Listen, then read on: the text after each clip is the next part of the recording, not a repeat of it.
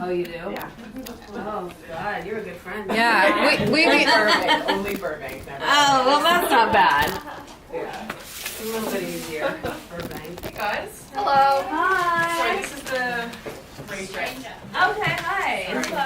Come on in. Is there a restroom? Yes, In here? it's in here. Across It's the stage. on the stage. Oh, so good. No, you can sit in here. Have a seat. Here's the sign in. Will you sign in? Yeah. And then put next to your name how you paid, if you paid, how you're going to pay.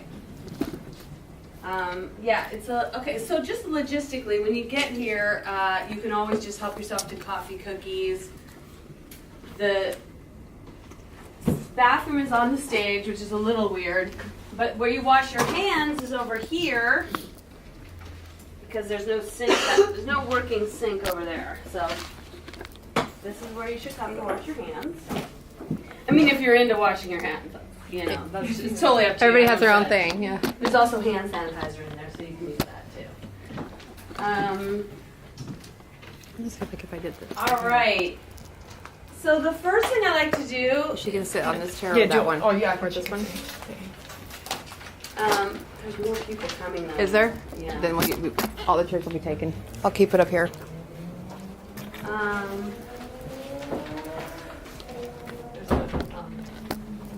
His hand sanitizer.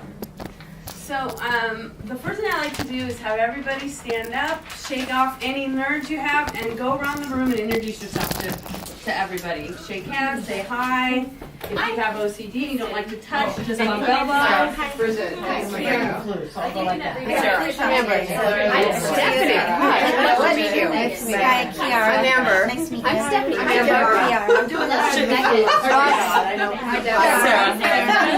What's your name? I'm Amber. Nice to meet you. That's a strong handshake. It's like you got it. I'm Amber. Kristen, great to meet you. Nice to meet you too. Stephanie. Sarah. Kristen. Kristen. Yeah. Stephanie. Stephanie. Megan. Megan. Ivy. Stephanie. Great Yes. to meet you. So Kiara, Deborah, Amber. I won't remember any names. Ivy. Kristen. Karina. Hi, nice to meet you. Okay. Sorry, Kiara. Great to meet you. Yeah, just And you are, is she a visitor or is she? I'm just a visitor. Okay. But nice to meet you. And I've already forgotten your name. Bridget. Bridget. I'm so sorry. What was it? Stephanie. So what we're going to do is we're going That's to pretty repeat our names for the next 2 weeks every time we come up on stage. So we can just drill it into our heads. And also I want to set up a Facebook group for this. So please friend me on Facebook so I can set up this group. We need a fun name for the group. Does anybody have any suggestions for Wednesday nights for this class? Any fun Facebook name? It's a secret group. Nobody can see it. The Wednesdays? The Wednesdays? Wednesdays we wear black. There you go. Well, it's very true though. I didn't know. That's a good one. Thank you. Who likes that? Wednesdays we wear black. Great. All right, that's the name of the group then. Wednesdays we wear black.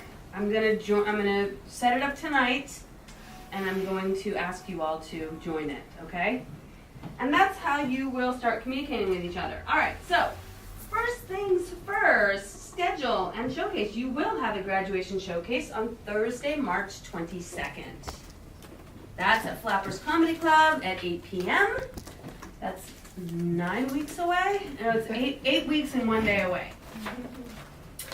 So, if you can't, for whatever reason, make that, then don't worry. I do these all year long, and I can throw you on another show. So, don't stress about that. But, of course, you do want to graduate with your class. Let's take out the document things every comic should have. If you don't have it with you, it's fine. We'll just talk about it. Okay, so everybody here should have a comedy notebook. It's super important. It's probably one of your best tools that you will have, right? Hopefully it's small enough that it can fit in your purse. I want you to just carry it with you everywhere you go from now on, because you're going to start thinking of funny concepts. You're going to start seeing observations. You're going to start noticing things in the environment that you wouldn't typically notice if you weren't in this class. But now that you're brain is working in a different way, and I want you to write everything down. I know you're going to think you're going to go home and remember it, but you won't. I mean, I've been doing this a very long time, and to this day, I'll think of a joke, I'll run it by my boyfriend, he'll be like, that's funny, and I'll go, great. And both of us will be home later, and I'll go, what was that joke? He's like, I don't know. And I go, yeah, me either, and then it's gone. So just start writing everything down. We record everything we do in here. Just use your iPhone, voice memo. Everyone gets that, right? Everyone knows how to do the voice memos app. Just come up here, press record. Even if you're gonna ask a question and you're gonna interact with me, sometimes it's a good idea to press record because you are funny people, right? How many people in this class have been told at some time in their life that they're funny? Funny strange. Well, okay. Ivy goes. That's good because I can't make you funny, right? I can only help you hone your skills. But what I've discovered in working with a lot of comedians is most comedians, most funny people are being funny all day long. And they're whipping out these one-liners left and right, and they're being funny at work, and they're being funny at home, and they're on the phone with their best friend cracking jokes. And all of those one-liners and all of those jokes and all of those funny impressions you're doing are just going out into the ether because most of you guys probably haven't even thought about writing it down, right? When you are saying something funny in a group of people and it gets a laugh, you just wrote a joke. So start noticing when you get laughs and where you get laughs and how you get laughs. Like, are you physical? Are you dry? Are you sarcastic? Are you self-deprecating? And start writing everything down this week that makes people laugh. That you say. It's going to be homework. We're going to bring it in next week. And I don't necessarily want you to bring in stuff that you think is funny. I want you to bring in stuff that you said that people laughed at. Does that make sense? Okay. Yeah, because those are jokes, right? If you're talking to your husband and he starts laughing at you, write it down. We time everything. We'll get into that later. Stage time. Okay, so who in here really thinks that they want to be a full-time stand-up comic and that's why you're here? One person. Okay. That's okay, because nobody ever does in my classes. People take my class for all different reasons, bucket list or whatever. But I will say that if you want to see a difference, if you want to have an enjoyable showcase and you want to get a good tape out of it, and you want to be really proud of yourself at the end of 8 weeks and get your money's worth, I will say that you should take my suggestions, and the second homework you're going to do is go to an open mic. Stage time is super important, right? Open mics happen all day long, every day. There's all female open mics. They're in every city, and comedybureau.com will tell you where they're located. This is all on the document I sent you. So here's the deal. When I first started teaching, I would tell people to go to an open mic just to watch, because I want you to kind of see what happens in comedy and how people work stuff out and how they bomb and how they are struggling. But then I realized that you guys would be getting in your cars, you'd drive over there, sometimes you have to pay to get in, you'd sit there, you'd watch these shitty guys go up one after the other, and then they wouldn't participate. So then I made the rule, you gotta get on stage. So go to an open mic this week, I don't care which one it is, go as a posse, as a group, right, which you guys can communicate in the Facebook group, and just get up there. Tell a funny story. Tell one joke. I don't care what you do. You'll have some material by the end of tonight. You will have something to do at that open mic. Because it's really important if you want to be a comic to do that. Now, if you don't want to be a stand-up comic, if you just want the enjoyable experience of coming in here once a week and trying out stuff here and putting your act together, that's fine. You can do that too. These are just suggestions, but I'm telling you that you will be missing out on your own growth if you don't at least try a couple of open mics. Does that make sense? All right, confidence. Confidence, in my opinion, gets you further along than writing does. If you can get on stage and you are confident about what you're doing and what you're saying, people are going to buy into it much quicker than they are the most perfectly written jokes with no confidence behind it. Example, Eliza Schlesinger won Last Comic Standing season 4. Who is familiar with her? Okay, so if you don't know who she is, you should watch her because she's really hot right now. She's got a lot of specials out.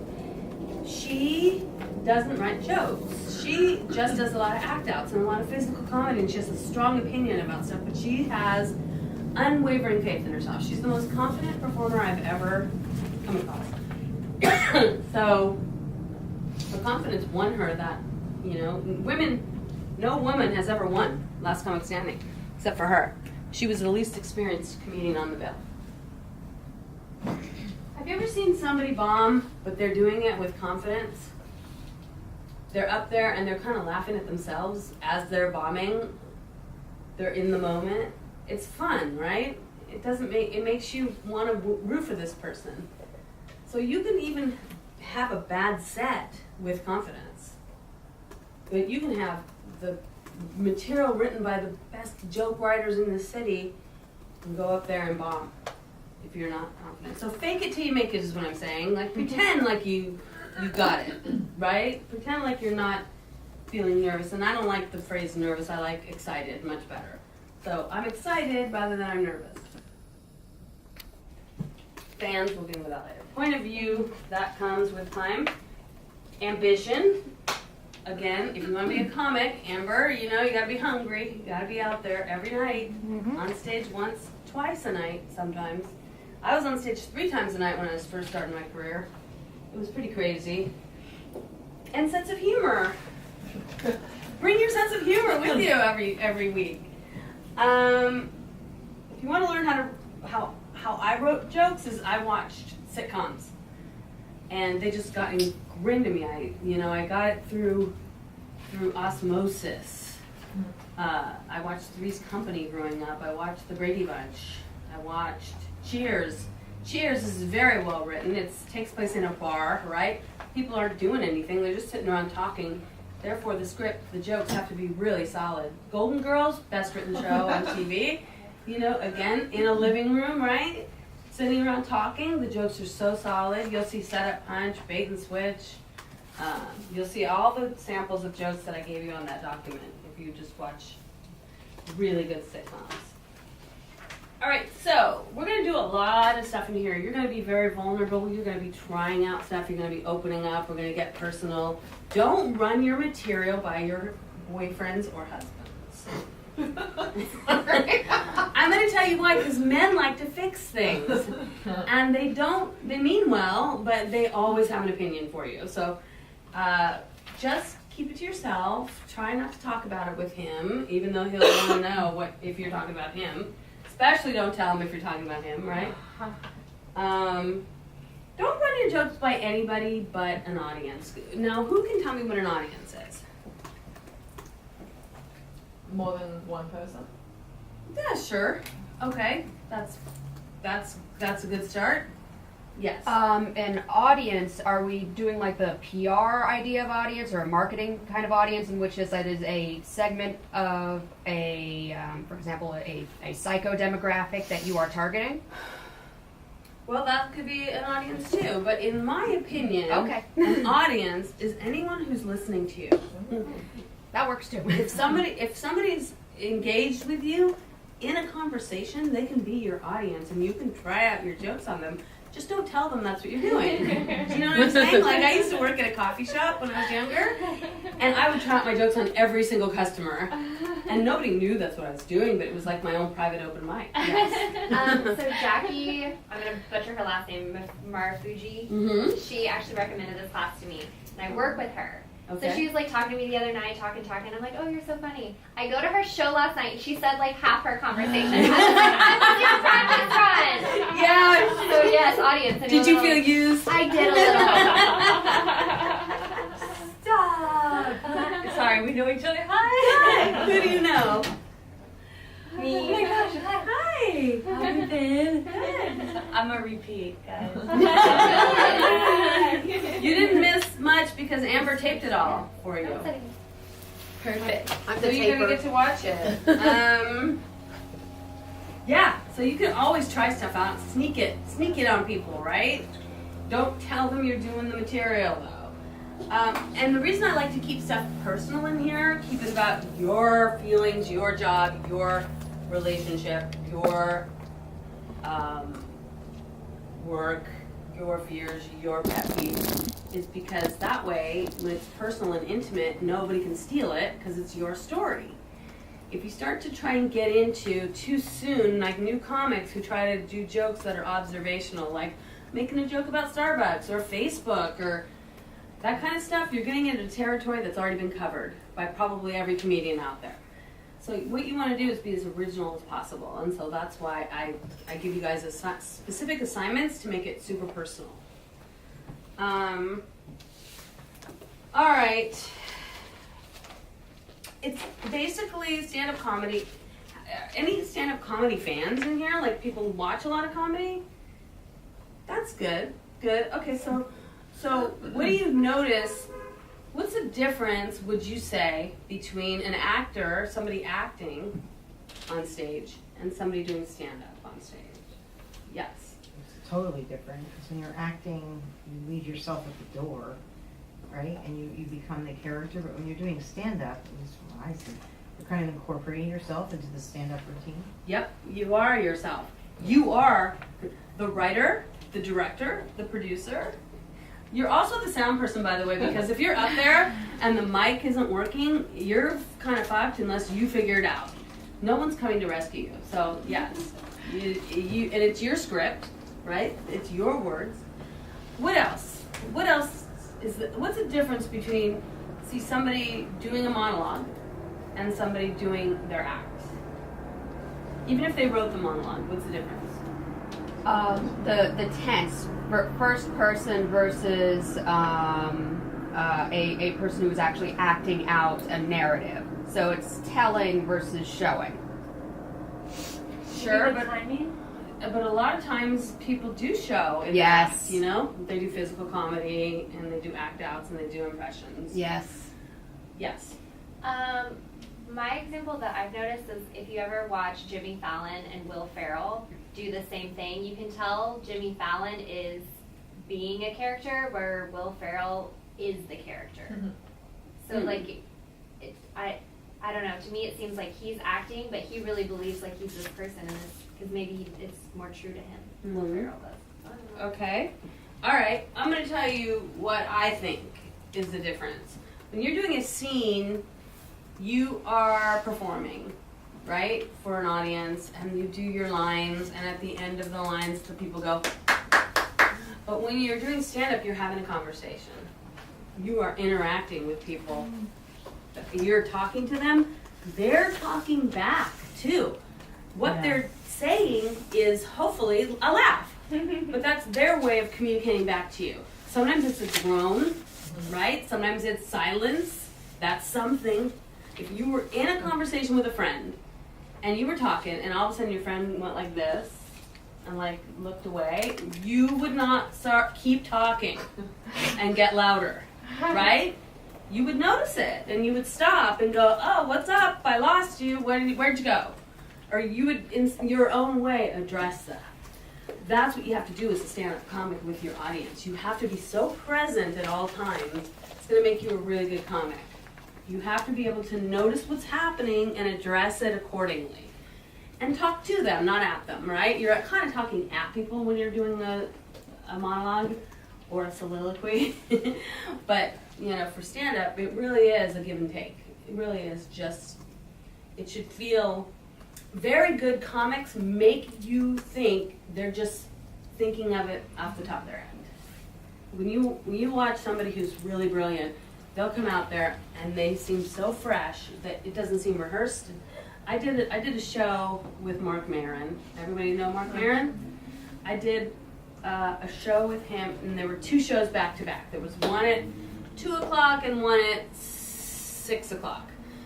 So I watched his 2 o'clock show, and he sits on the stool and he starts, doing this with his hand and thinking and, taking his time and then commenting on some stuff. And I was like, wow, he's really good because he's just so relaxed and comfortable in front of this audience and he's so in the moment. And I just kind of studied him because he's a pro. He's one of the best. The 6 o'clock show, he did the exact same words, the exact same way. Even what seemed like riffing were lines of dialogue that he'd already written and rehearsed. He moved his hand the same way. He took his time the same way. So you really will have an act. By the time you leave here, you'll have a solid at least 5 minutes of material that you wrote that will be fully rehearsed, that you will have to somehow keep fresh for yourself every time you deliver it. So that's the challenge. Some people get bored with their material, but you gotta keep it. You build on your act. You don't just throw it out and then try something new every time. You build on it. I have jokes that I've written 20 years ago that I still do. No one knows, right? All right, so now it's your turn to come up here.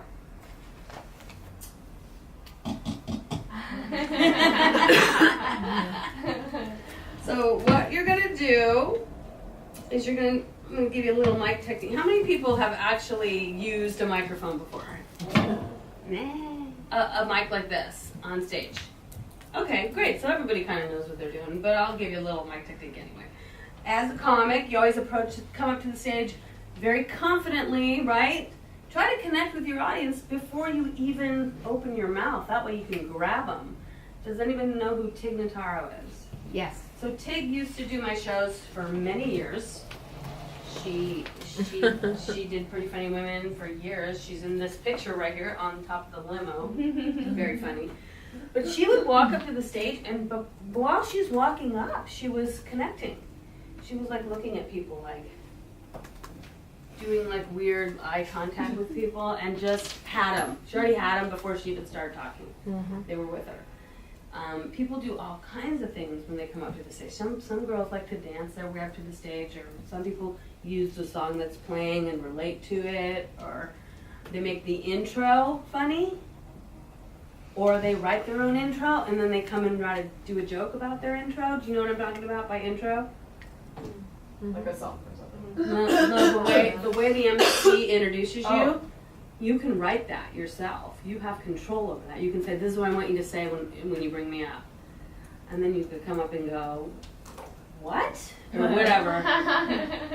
Somebody introduced Sarah Silverman at the Improv once, and they go, oh, you've seen her on Saturday Night Live and da-da-da-da. And she walked up, she goes, yeah, I don't recognize myself from Saturday Night Live either. And I was like, that's a really funny joke. Because she was on SNL, but nobody knows that. So you walk up to the stage very confidently, right?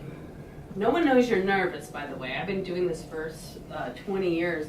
And when people come up here and they take the mic out of the stand and they're standing here, they tell me that they feel terrified and that their knees are shaking and that their heart is racing and their head is going crazy, but there's no way we can tell. So only you know that, so keep that to yourself. Come up the stage, take the mic out of the stand, take the stand, put it behind you, get it out of the way so it doesn't upstage you and you don't sit and play with it, right? And then you take the mic, and I want you to hear yourself coming out of the PA, right? At an appropriate level, not too loud, not like this, because that blows people's ears out and they tune out. But then again, if you have the mic down here, nobody can hear you and you're not even using it. So it's about right here. And you're going to answer 6 questions for me. Number 1, you are going to tell me your name. Good luck.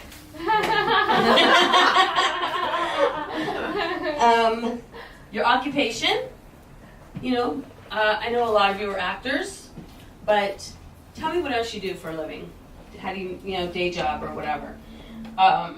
Your experience in comedy, if any. What you hope to get out of these 8 weeks.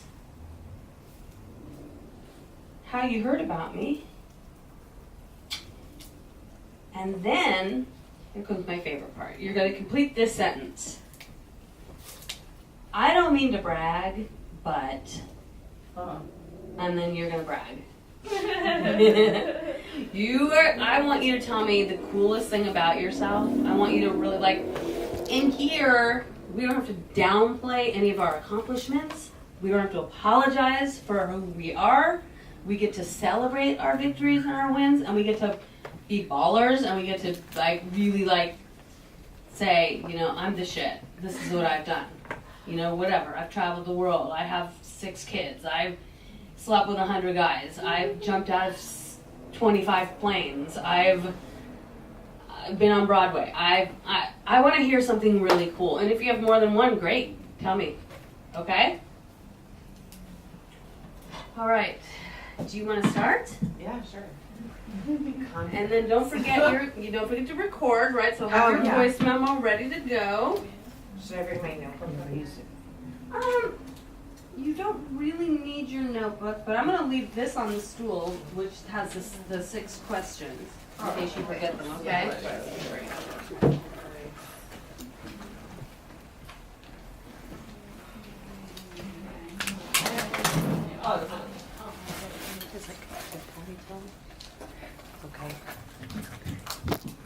Hello. Hi. Oh, see, I'm already forgetting my my name is Bridget Sell. I'm an ABA therapist, which means I'm a behavioral therapist for children with autism. Oh. Do I have to elaborate on what I do, or just?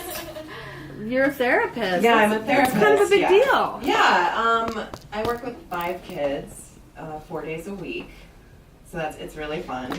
They keep me young. Is it like for an hour? I work with, I'd say, 2 kids a day for like 3 to 4 hours, so like 8 hours a day. Oh, wow. Yeah. That's a lot. Yeah, it's a lot, but it's really fun, and I highly recommend it because you just have to go to college and that's it. Well, I'm already out. Yeah, Forget that. Or take a course. They've actually made it like you don't have to go to college; you just have to do a lot of training. So that's pretty cool. Okay. My experience in comedy. Well, I worked at Upright Citizens Brigade for a little. I interned there. I was a writer for a sketch team for a little bit 3 years ago. I performed at like the Comedy Store, haha. So you've done stand-up? Yeah, I've done it a little, like enough, but not enough to be like crazy confident about it.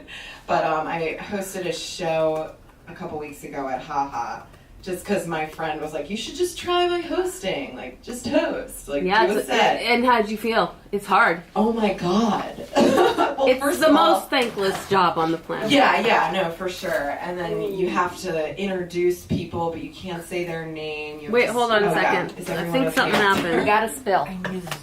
On your laptop? I'm really sorry. Where did it spill? Under this. You're making me All right, here you go. You're doing great. I know. Thanks, guys. Thanks, Kristen. Hold on. We'll pause that for 1 second.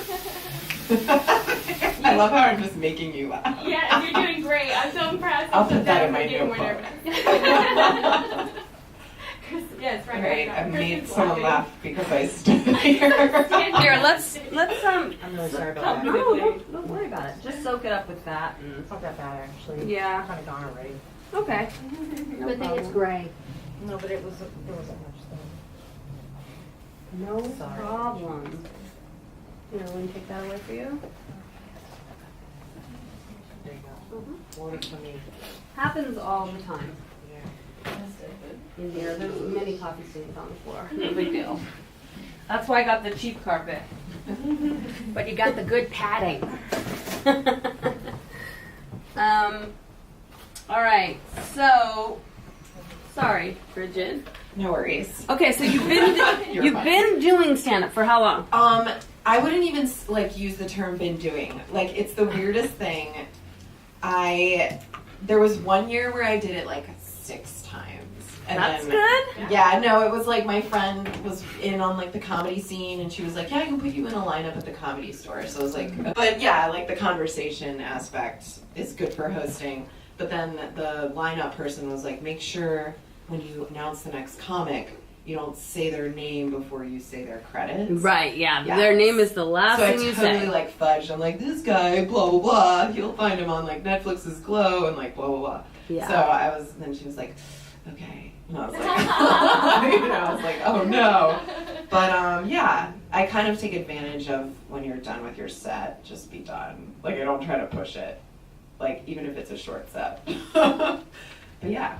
I give a hosting lesson on our very last class. Oh cool. Yeah. I Yeah. mean, Yeah. it's a real. It's hard. You have to hold the thing together. You do.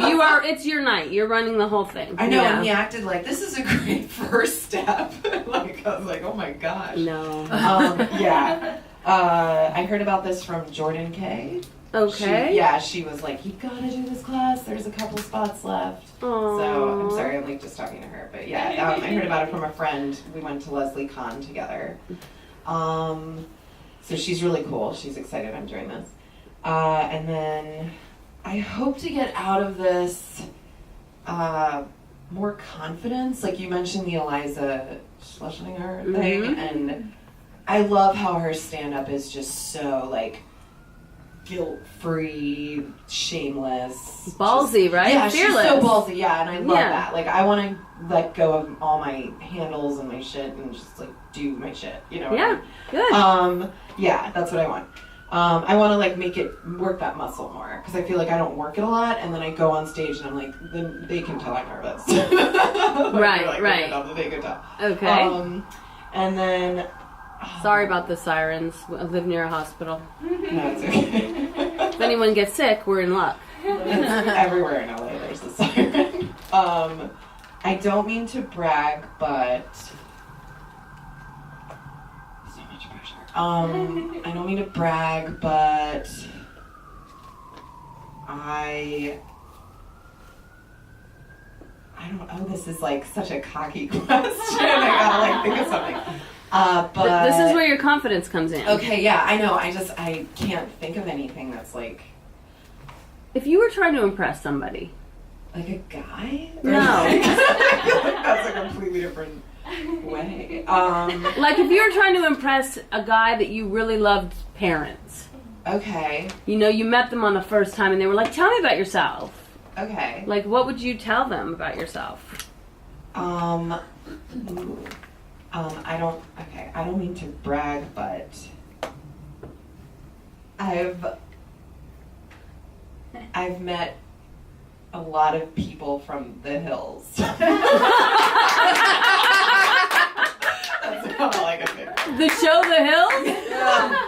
Like I have this weird magnetic energy of being like, is that Kristen Cavalieri? And I'm like, let's get a picture. Or I'm like, is that Elsie? Let's get a picture. Like I have a collection of pictures of me with like the cast of The Hills. Okay, that's really funny. Yeah, that's all I can think of. And everyone laughed at that, so that's Cool. there's material there for you. You Yes. could mine that and you could develop that and turn it into a joke. Okay, cool. Okay. I like this.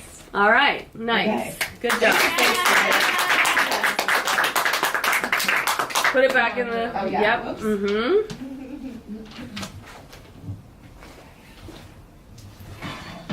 All right.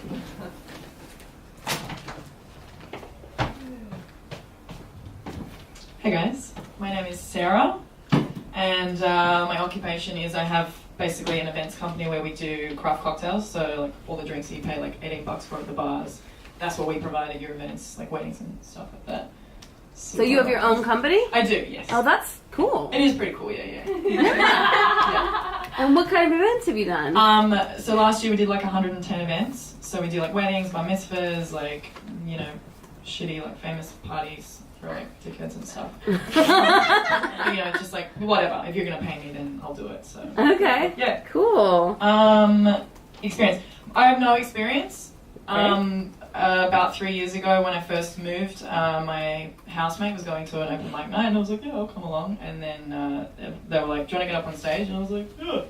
So I got up on stage and I had this like one joke that happened to me, like, because I've been writing for ages, but I just don't know how to put them into action, but I have like a bunch of stuff that I've written down. It's all in my email, but I just don't know how to like make it funny, because it's funny to my friends, but it's not funny to like a bunch of people who don't know me. Okay. That's not funny. So yeah, I have no experience except for that one night. I was like, fuck it, I'll get up on stage, and I told the joke, and people were just laughing at my accent. So at the end of the thing, it wasn't like they were laughing at like my joke. The chick was just like, I don't know what you said, but like, oh my god, was my accent like so funny? And I was like, are you fucking serious? Like, I just got up here and like did this whole thing, and all you're gonna focus on is my accent. So I figured like that might be the start of like my show, to like come out and do it in like an American accent, so it's like eases you into it. Okay. All right. I just hope to get a better understanding of like how to write stuff and not just talking to my mates trying to be hilarious. Okay. How'd you hear about you from Marissa Wynn? Okay. The hot Aussie chick. Yeah. I know her. I don't mean to brag, but my BO is like really super extra. So my brother told me this because he also has bad BO. So he told me, I only just found out a couple of weeks ago. He does this thing where he gets moisturizer and he puts baking soda together and like wipes it together and puts baking soda on his armpits. And so now I don't smell. I mean, I smell now because I've been sitting in a car dealership for 6 hours, but that's me. You are bragging She's just like, about smelling bad. Wait a minute. well, I didn't want to do it. I'm not going to do like an actual brag, like, oh, look how great I am. I No, thought we it need was an funny actual to- brag. Oh, you want an actual brag? Yes, I I was do. impressed.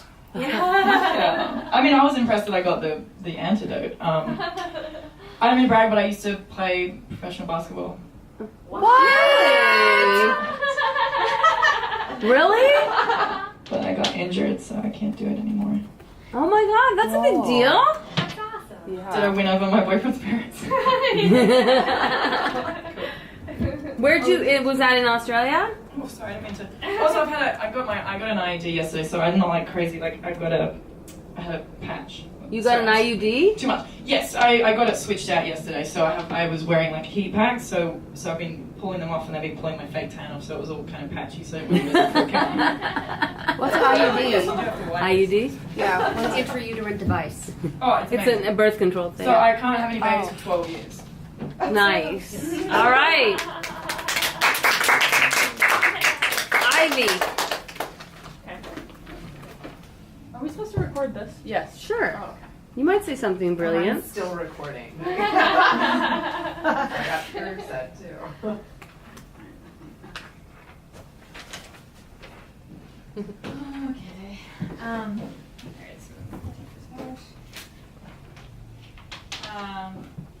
Okay, I write everything down. I probably need to work on this, but okay. So my name is Ivy, and my job is I'm an assistant to a production designer right now. My experience is this class, I think about a year ago or something, and I took a few improv classes earlier in life.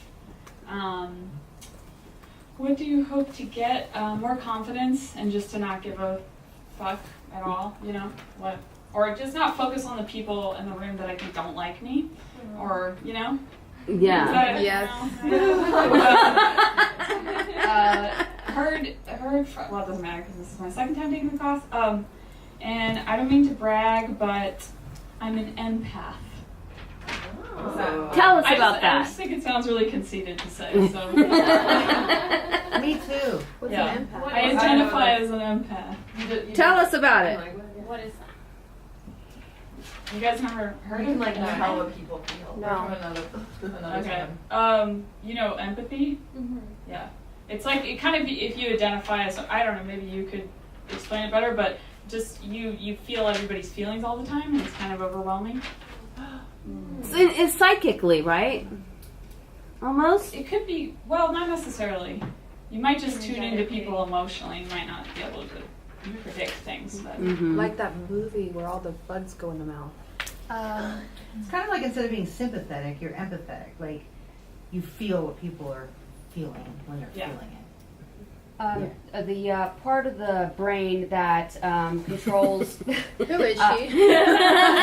She knows a lot of information. Yeah. I do know a lot of shit. Okay, so the mirror neurons are the part of your brain that allow you to subjectively experience what you're objectively seeing. So, for example, you see someone eat or drink water, you'll subjectively feel eating or drinking water in your mind's eye. Some people are just better at interpreting what they see in other people. So, I mean, there is a physiological basis for someone having empathic skills. So is a psychopath the opposite? No, a psychopath is a behavioral disorder.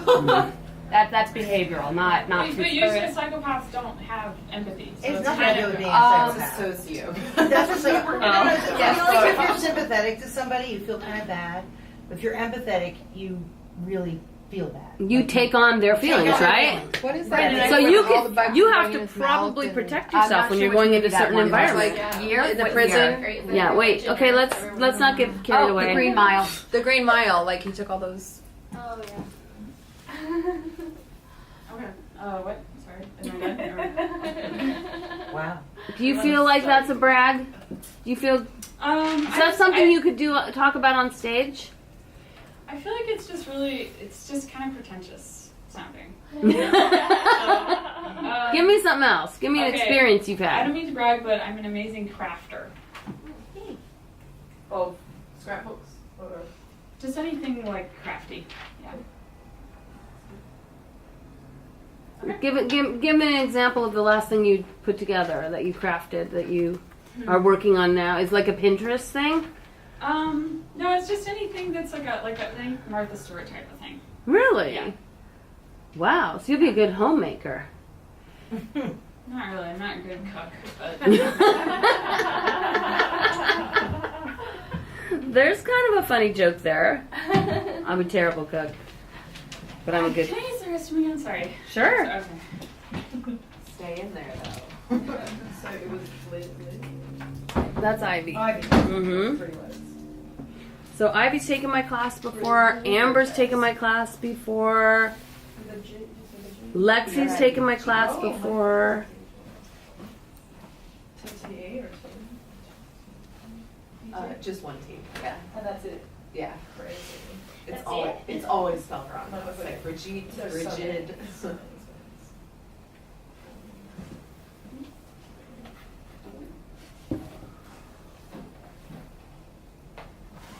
Lexi, you'll be next. Okay. Yeah. So what was your name? Oh, you're gonna tell us it.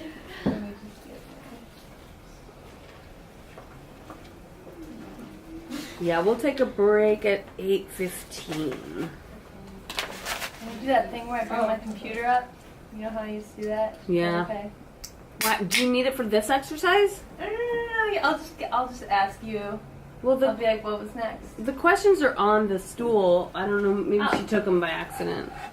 Oh, she may have taken them. Yeah. Okay. I have like 20 pages of topics. Did you take my paper by accident? Yeah. Which paper?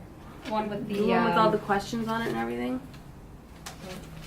Where was it? On the On the stool? It's okay. Oh. I'll unplug. Yeah. Yeah. It has all the questions on it. Oh, sorry. That's okay.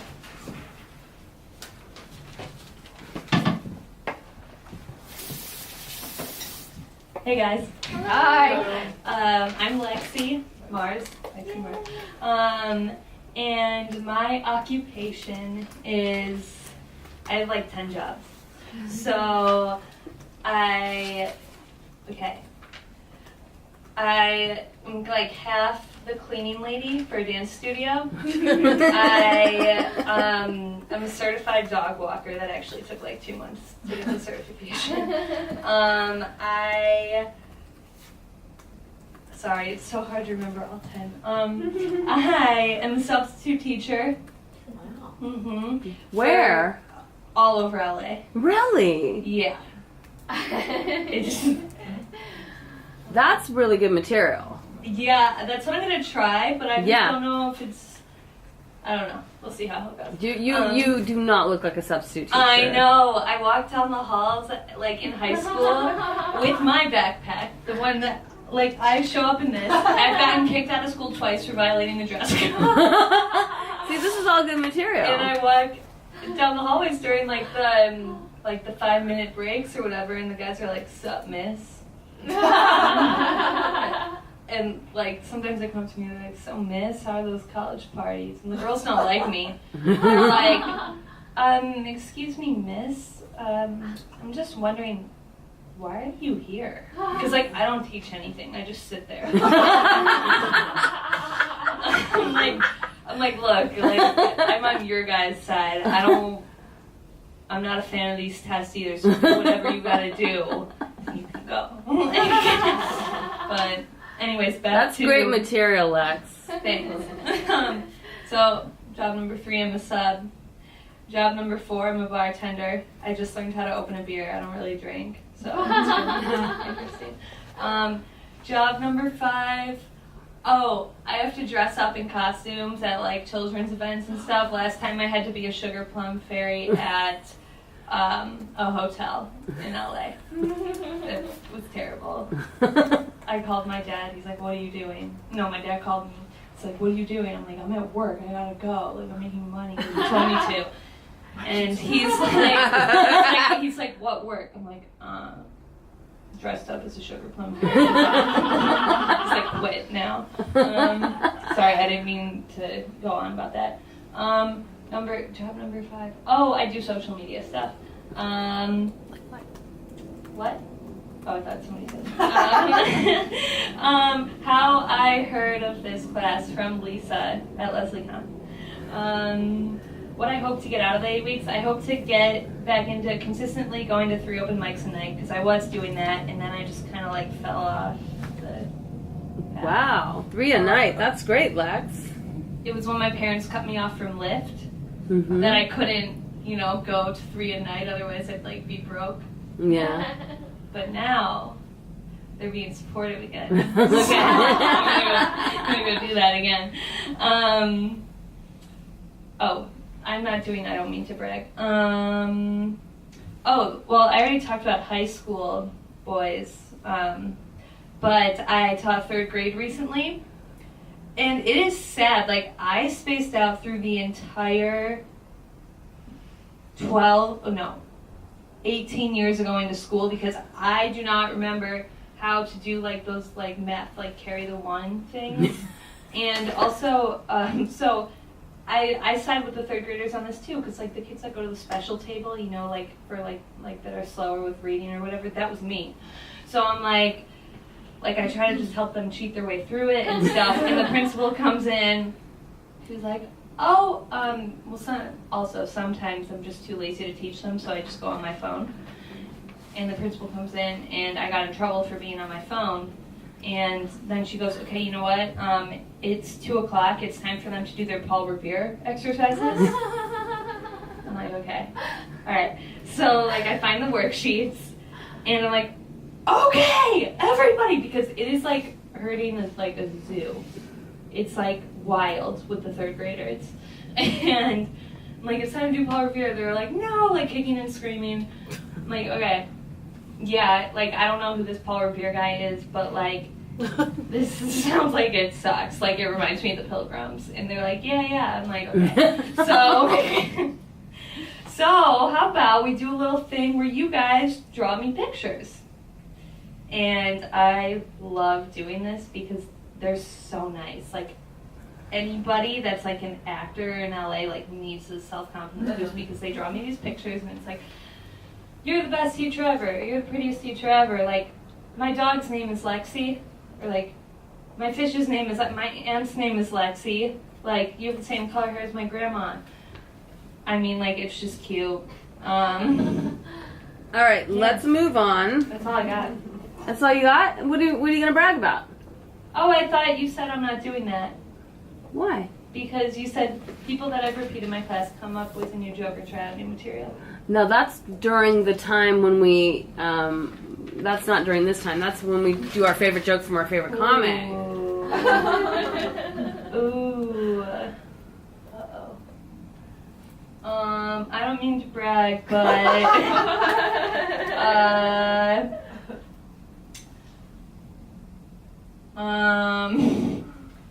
somebody said, if somebody DMs me and said, will you, like, if I pay you $20,000, will you let me slap you across the face? Or no, will you slap me across the face? Okay. You said yes? No, I didn't respond. Oh. I would have done it. I've got like a whole list, but that was the only one that could come to my head right now. All right. I'll get back to that. Okay. He really offered you 20 grand. Nice. I don't know like what goes through people's heads. Like I get the weirdest things. Like I play badminton. Like that was I'm like, what? They're like, I work at Toys R Us. I got one that says that too. It's like hot. I don't know.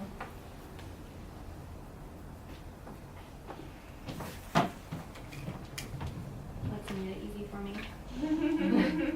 So my name is Megan. My friends call me Red, obviously. I kind of prefer it more than Megan. I identify with that more. So you can call me either or. Took the questions. They're typed at the bottom. Oh, they're at the bottom. Just kidding. Occupation. Okay, so I'm a bartender. Okay. That's good. Yeah, that's a lot of fun. Where? I bartend at Viva Hollywood. It's on Hollywood and Ibar. So It's new. Sorry. yeah, it used to be Besso. Yeah. So you can try out your jokes on. That's the best job to have. Yeah, You have a whole captured audience right there. especially the guys because we have to wear like skanky outfits, so they're already like staring at me. Yeah. Good. Yeah. Nice. There's a lot of famous people that come in there too. That's kind of cool. My least favorite part about the job though is the girls. It's like, can you take my picture? I like to tell them I have trimmers so that they don't make me do it. My experience in comedy, I just recently ended a comedy troupe. So for the past 8 months, I was doing comedy improv shows with like, it kind of dwindled down to 4 people, but we had 10 at one time. So it was a lot of fun. I really enjoyed doing it, but stand-up is something that I like to watch, and I really like going to stand-up shows. So I was wanting to do that. And then at Viva, I work with Jackie, which I guess this leads into how I heard about you. I work with Jackie, who took this class and now does stand-up like all over town and absolutely loves it. And I think she's so funny. I went to her show last night, and she's great. So I want to take this class. What I hope to get out of the 8 weeks is lots of things. I want to learn the technique. Just from watching shows, I can kind of tell like when they're setting things up and how they're doing it, but I really want to know like the ins and outs of it, so that when I tell a joke, like it lands. I get really bad at like telling stories, and then I miss the punchline, and people are like, "That you wasted my time." So yeah, I don't want to do that. That's a really funny bit right there. That's funny. You wasted my time. You wasted my time. Complete this sentence. I don't mean to brag, but I am really single. Like, negatively single. Super single. Yeah, super. That's not a brag. That's awesome. I feel like it is in LA. Because Yeah. both, like, I don't Tinder, I don't Bumble, like, I don't go on dates. I haven't had sex in a year and a half. That's embarrassing. So I feel like maybe it's not a brag. And you're comfortable in yourself. You're a whole person. Yeah. I don't believe it. Okay. The problem, well, the thing that I'm trying to get is something interesting about you, like that we could possibly develop material around. okay, then I get it. I don't mean to brag, but I got fake boobs 2 weeks before prom. Yes. My grandma signed for them. Who? My grandmother. Oh, nice. Yeah. All right, cool. Yeah. That was So you fun looked time. good at the prom. Yeah, well, I had graduated early, so I graduated in December, but I was still able to go to prom. So no one had seen me in like 4 to 5 months, and I show up with titties, and I was like, what the fuck happened there? And yeah, it was a good time in life, you know, right Nice. before college. All right. Yeah, That's funny. thank you. You can use that in your act.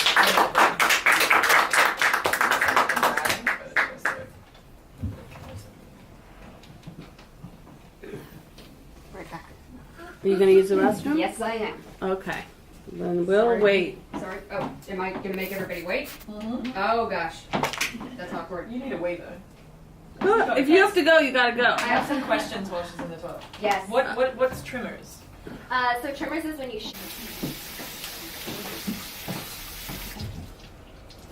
Hi, I'm Kristen Lucas. I am an actor, and I was doing a lot of random part-time jobs, but I recently took on a full-time job, which I'll start that on Monday, and that is an HR admin assistant. So I don't know what that's going to be like. For what company? The company is actually Smashbox Cosmetics. Whoa! You guys are good? Yeah. Nice. Lipstick. No, I can't promise that. I don't. So, I do have comedy experience, but this stand-up scares me so bad.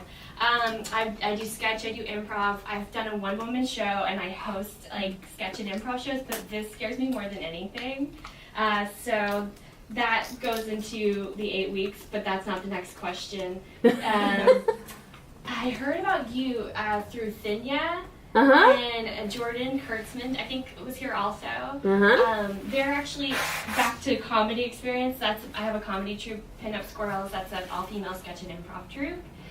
Anyway, Thinya was like, she's loving it, and I've been like wanting to take this for a while. So. Oh, nice. I'm glad. I'm excited. I'm seeing Thenya tomorrow. Oh, cool. She's doing private coaching with me. Oh, great. Yeah. Oh, nice. I actually haven't seen her do stand-up yet, so it's Oh, not- she's great. I've heard Yeah, that. she's really strong. Okay, good. Okay, and that's a lot because of you. Oh, thanks. So what I'm hoping to get out of the 8 weeks is obviously confidence up here, not being afraid of like just being here with a microphone, and the terminology, knowing how to craft a joke and how to make 5 minutes funny. Okay. And then I don't mean to brag, but February 27th, I have a show on the Comedy Central stage, which is a sketch and improv that doesn't scare me as much as... What's the name of the show? It's called Night Out, and it's with the comedy troupe Pinup Squirrels. Oh. Where is it? So the Comedy Central stage is in Hollywood, and I'll definitely invite you guys. Yeah, put it in the Facebook group. Okay, I'd love to. Yeah, put a flyer up or something. Okay, cool. Yeah. Okay. Am I complete? No. Oh. I want another brag. Another brag? Yeah. I feel braggy. I feel braggy about like I moved here from New York City. I think that's kind of braggy. What part of it is braggy? Cause being from like living in Manhattan, I don't know. I don't really know other brags. Come on, something cool you've done. No. Did you go to college? I did. I went to collage. Is that a good And word? and did you graduate? I graduated college. And what's your And I'm actually the first one in my family, my immediate family, to do that. Okay, Wow. that's good. Yeah. That's a big deal. What was your major? I studied communications because I knew I wanted to do theater, but I also knew that, or acting, I knew that like it was really hard and didn't pay, and I thought that maybe I could get over it by like being somewhere in the entertainment industry, but not on stage or in front of a camera.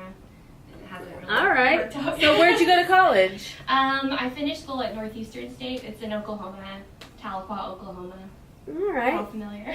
So you lived in New York, you lived in Oklahoma, and I'm you're from in the- Oklahoma, moved to New York City, moved here from New York City. Oh, okay. So you're a world traveler. I'm well traveled. There That's you another go. brag. Okay, now we're getting into it. All right. Thank you.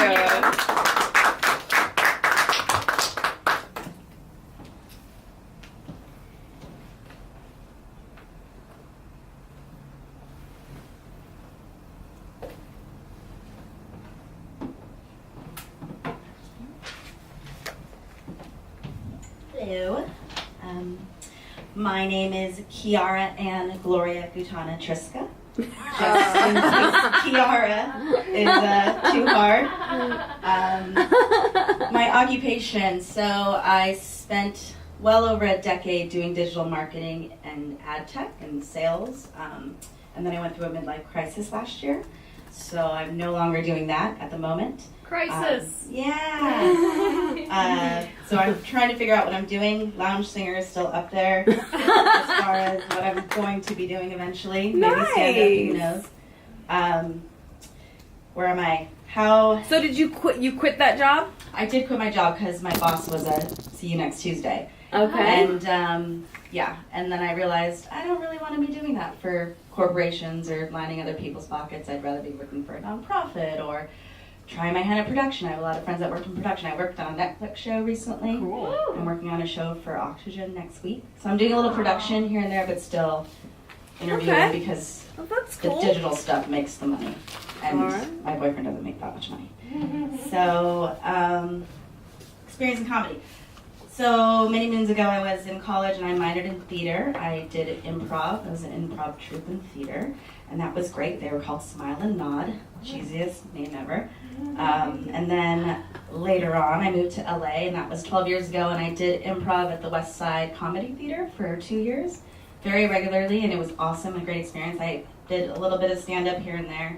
Oh, you did? I did. I mean, it was like, got put on a show once or twice. Nothing big. It was mainly, I did improv mainly, but I was the only person doing that and in that world that wasn't trying to be an actress or sort of further their career doing that. And so I kind of got over a little bit. I also broke up with my boyfriend who's very into the comedy world.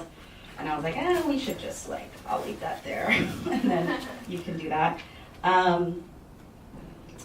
So that's my experience in comedy. How I heard about you. 2 of my very good friends and former coworkers just took your class sort of recently, Bonnie Levy and Taylor Treadwell. Oh, So I saw her the other week and she told me about this and I heard about you and I said, you know what, I'm just going to do it. And it turns out I saw Vanessa Raglan last week because I used to do improv with her.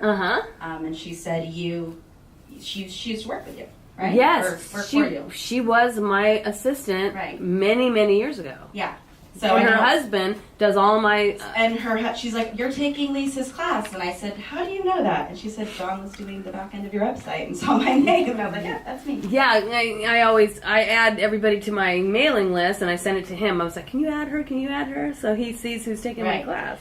So small world. And Yeah. then my ex-boyfriend, who was Jamie Flam, said he used to do a show with him. That's your ex-boyfriend? Yes, it is. Oh. No, he's lovely. I love him. We're so friends. Jamie! He used to run the improv. He was a big deal. He just opened up his own theater.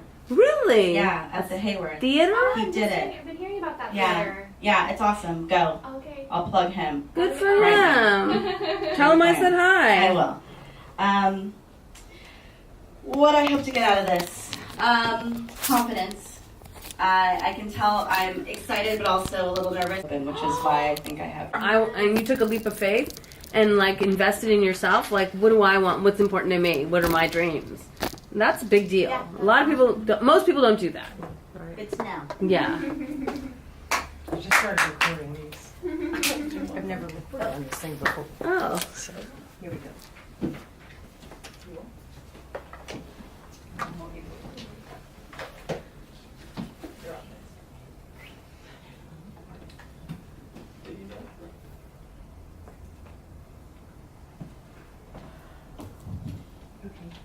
Hello. My name is Deborah Cobelt, and I'm a TV reporter. I work for CNN. I used to work for Fox 11 News here in LA, and I have a podcast, which is how I met you. And I always wanted to be an actor. You know that song? I always wanted to be an actor, but I wound up here. So I grew up in New Jersey as an Italian kid. My parents are gardeners, and I used to think, as a little kid, I remember going to school in the bus, went to Catholic school, and they'd be like, what do you want to be? I'd be like, a fireman, a teacher. I'd be like, oh, I want to be an actress. But it never quite worked out because my parents would always say, sluts and whores are actors. You're going to get raped. You're going to get killed. I'm like, but I'm 6, you know? So that always stayed with me. And I went to college and I took an acting class and I was really nervous. And I thought, why am I so nervous? And I think that it was always in the back of my head. But when I do stories, I tend to be funny when I'm talking to people. cover all kinds of things. I do news, I do entertainment, but the most fun thing I do is my podcast because it's free form and I can say whatever I want, do whatever I want, curse the shit out of it or whatever. And that's how I met you because I found you on Instagram. I was just floating through on my Instagram. It's like, oh, there's this lady who does comedy classes for women to give them confidence. Oh, I'll call her and have her on my show. And you're on my show. And then she said, you're like kind of funny. And I said, shit. Okay, so I signed up. Girl, you got a one-woman show going on. I'm like, wow, so maybe I'm an actor after all. So that's why I took this thing. I do not have any confidence up here. I usually need a camera in my face, not people, but a camera, because I don't have to look at a camera. You know what I mean? So there. I'm nervous in front of all you, even if it doesn't seem. You don't seem nervous. I'm very nervous. That's the thing about it. It's like we can't tell, right? Yeah. Yeah. You seem very confident. Okay, that's how I heard about you. I don't mean to brag, but I got a couple of them. So which one do you want? Do both. My last one's a good one, so I'll save. I don't mean to brag, but I used to be a figure skater, and just last year, I did this to get over the daunting hurt in my gut, but I was just walking in my neighborhood, and some guy was handing out, little cups of Gatorade, and I was really thirsty, so I took a cup, and he goes, I said, oh, what is this for? Why are you on a street corner handing out Gatorade? And he said, oh, these people are doing the marathon. They're training for the LA Marathon. I said, oh, like, cool. And he goes, why don't you do it with us? I said, no, I can't do the marathon. I'm walking. And he goes, you can walk it. This is in January last year. I said, okay. So I signed up, and I did the LA Marathon last year, and I felt like such a badass after that. A week later, I went and did the half marathon in Hollywood, and then I thought, I'm going to keep going. So then I did the New York Marathon in November, and now my knee is really bad. But you ran. I walked. Oh, you walked. Which is worse. I mean, who can walk like 27 miles? It's like, what the fuck? Everybody is already like gone. They have their medal. They're sitting in front of the television. They're walking on down San fucking Vicente Boulevard. And New York was even worse because it was like, shit, man. I'm in Queens. I still have to go to the fucking Brooklyn and the Bronx and Manhattan. I'm never gonna get there. And I made that one by 15 minutes. So. That's my brag. That's funny. That is funny. Give me the other one. That's really good material. Yes. I lead an odd life because my husband is on the radio out here, so we kind of have one of these crazy lives. And my big brag is I once came home. I have 3 boys, and I went upstairs, and where our bedrooms are, and there was Harrison Ford building something upstairs. If you want to know why, I could do it next time, or I could do it now. Why was he in your house? He knows your husband? No. Our kids know each other. So, you're a little kid, and you're growing up watching, I never watched Star Wars, actually, but the Indiana Jones thing. So you come up, and you go upstairs, and we have like this little, I call it a library, only because there's books there. And I get to the landing where we have our bedrooms, and I look up, and I'm like, holy fuck. And I go in the next room, and I'm like, oh, hello, because I knew that he was my son's friend's dad. And I went into my bedroom, and I called my girlfriend in New York, and I go, you will not fucking believe who was in upstairs. And she goes, who? I said, Harrison Ford. She goes, no way. So I'm sitting there taking little pictures of him. And he came over to build a little project with the boys, he was building stuff, and he used to be a carpenter. So the kids don't know who the hell he is. So they're like, you can't build anything. So you can't do anything right. I'm like, oh my God. So Oh that's my my God, brag. that's a great story. I love it. You have a lot to say. I'm older than you people. I have a lot to say. I've lived longer. This is really good. Love it, Deborah. Your walking marathon bit is hysterical. Oh, I could do 2 weeks on that thing. I would do that. I would walk a marathon. I don't like to run, but I love walking. No, I can't. How long did it take to walk? Oh, I know. You really want to know? Yes. I started training with those Gatorade people, and I was doing like a 14-minute mile, but it's hard doing this thing, So I ended up between 16-minute mile, I suppose. So 7 hours. So, you know, but like I said, most people are, New York took me longer because I went into that thing injured. I crawled to the finish line. Yeah. I'm truly not kidding. I don't know how anyone could run 26. Running, I think, is easier. I think walking is harder. I can't even run around the block. You know, you're at mile 4 and you're like, I can't do this.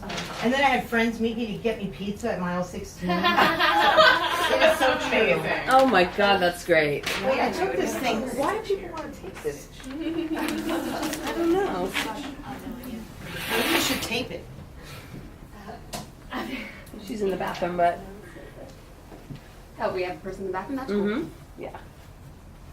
Does anybody have any questions or comments while we wait for her to come out of the I'm bathroom? getting so much material just from watching you guys. I'm not stealing the jokes, but I'm just getting a lot of Inspired. good stuff. Yeah. Still my Harrison Ford joke. Are you two related? We wish. But no. No, No. just from the same. She's just a Same friend. neck of the wood. I got stuck. So I was supposed to take her home, but I got stuck out this way, so she just. I'm just. Are you having fun? I am. I've got all of my answers for these questions, and I know I'm never getting up. But I'm like, oh, I know what I. Have you? Sorry, I forgot your name. Have you seen Beginners? Mike Mills, like Ewan McGregor, because that's about a man who grew up with his parents. One was gay, and when his mum died, he came out and he lived his life as a gay man. And I just saw some funny No, but thank you for anecdotes. saying that. It's a really beautiful. It's honestly one of my favorite movies. Christopher Plummer. He won Best Oh, Supporting Actor. that one. Yes, with Christopher. Who else was Plummer. in Ewan that? McGregor is in it. That was such a good and that movie. beautiful I don't remember names. Yeah, of things, she's but lovely. So.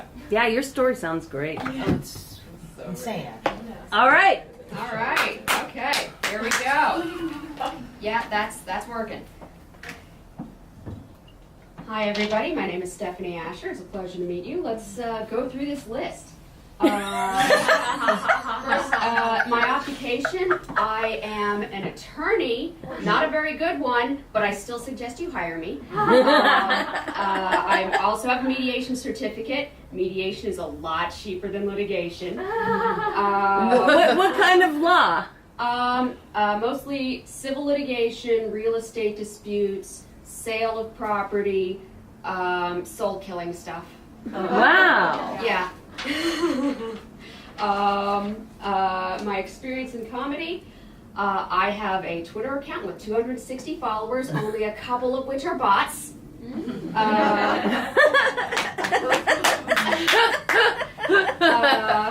No Russian bots either. How I heard about the program, I was on Yelp, and I was just looking for something to make me less sad.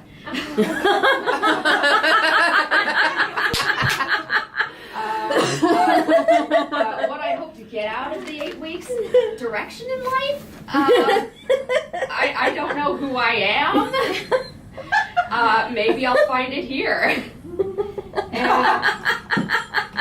And I don't mean to brag, but I skipped 1 year of middle school and all of high school. Wow. But yeah, you became an attorney. Yeah, that's what happens when you listen to your parents.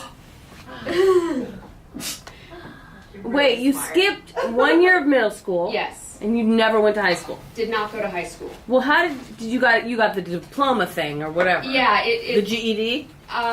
technically, I took the California High School Proficiency Exam at 13. I was really sick of getting my bra snapped in middle school, so I thought, fuck this. I'm leaving. This is bullshit. Wow. Yeah. This is interesting. You're like crazy smart, huh? Yeah, she's very smart. Emphasis on the crazy. Wow. And so then you went to college at what age? I started community college at Pierce College at 13. The reason I embarked on this peculiar path was that I was super into astronomy as a kid. And the interest became so all-consuming that I ended up taking an extension college class. And I really liked the format because no one was snapping my bra. And and I thought, I can get the same content educationally at a different place. It'll still work out, and I can, go at my own pace and do the stuff that I'm interested in. Yeah. Yeah. Wow. I love it. Yeah. This isn't. God, isn't everybody so interesting? Yeah. All right. I think that's the end of the list. Yeah, I think so. But that's a great brag. Started college at 13. When did you finish college? 14. 14. Where did I finish college? Or when did you finish? When? I got my mediation certificates after law school in May 2014. Wait, So- in other words, how many years did it take you to finish law school? How old are you? Oh, I'm 31. I'm supposed to be 32 in March. Yeah. Before still here. All right, let's go up there. Amber's gonna go, and then we'll take a break. All right. Good stuff, Thank Stephanie. you. You look young. Yes. Very young. Like, in your 20s. All right. People tell you that. Me? Yeah. I've heard a few different names. I've been called a few things, but yeah. I'm Amber. That's my name. It used to be cannabis, but it was changed. And my occupation is I own a company called Skinny Lemon, and we sell beverages at Whole Foods. I don't really work yet. I just let it kind of runs itself. And yeah, so at night, I don't really work at all. I don't even check the emails. But I do own a company. So my experience in comedy is here with Lisa. I've done this class before, and I've done her stand-up shows and just open mics.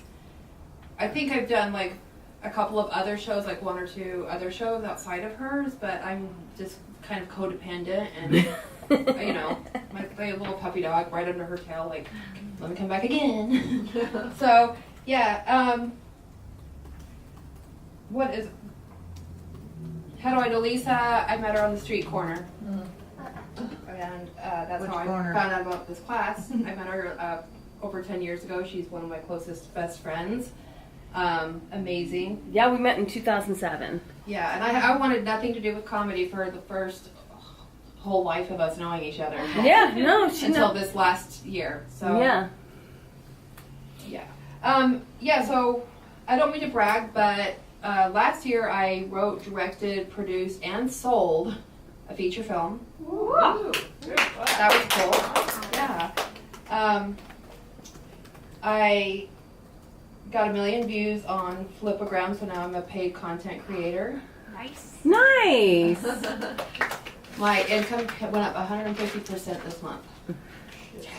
Just for social media, which is cool. And I have a podcast too. It's called Naked Pop, and I don't mean to brag, but I have more moms than you. She has more what? Moms. More moms than you, because I was raised in a polygamist cult. Sweet. No, I don't mean to brag. I've been on Good Morning America. That was probably the coolest thing. I've been on Good Morning America, and I'm writing a book. For the tea? I mean, for the Skinny Lemon? No, fuck that. It's just my company. No, it's like a really, healthy beverage. It used to be the Master Cleanse.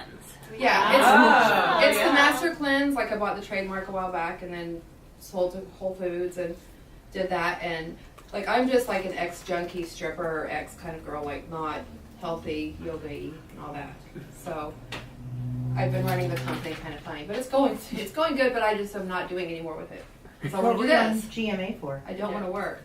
I went to Good Morning America talking about my experience being raised in a polygamist cult. Did you watch the Rose McGowan special last night? I did not. She was apparently raised in a cult. She lived in a cult for like a second. Oh. She said once the sex with the children began, the adults said that's when they left. Yeah, well, we stayed. Oh. Yeah. All right. Well, good stuff, Amber. Yeah. Thank you. All right. We're going to take a break. Pee. Have some cookies. I've eaten 5 cookies. Yeah. I'm going. Do you have a coffee grinder? Like if I bring coffee in the bean form, can you grind it, or do you have a grinder? Or not? I have a grinder. You do? Yeah. Okay, so I just got a big thing at Starbucks. I was like, Lisa would love this for her class. It just makes the whole room smell so pretty. Yeah, there's Oreos and here, if they open them here, I'll look.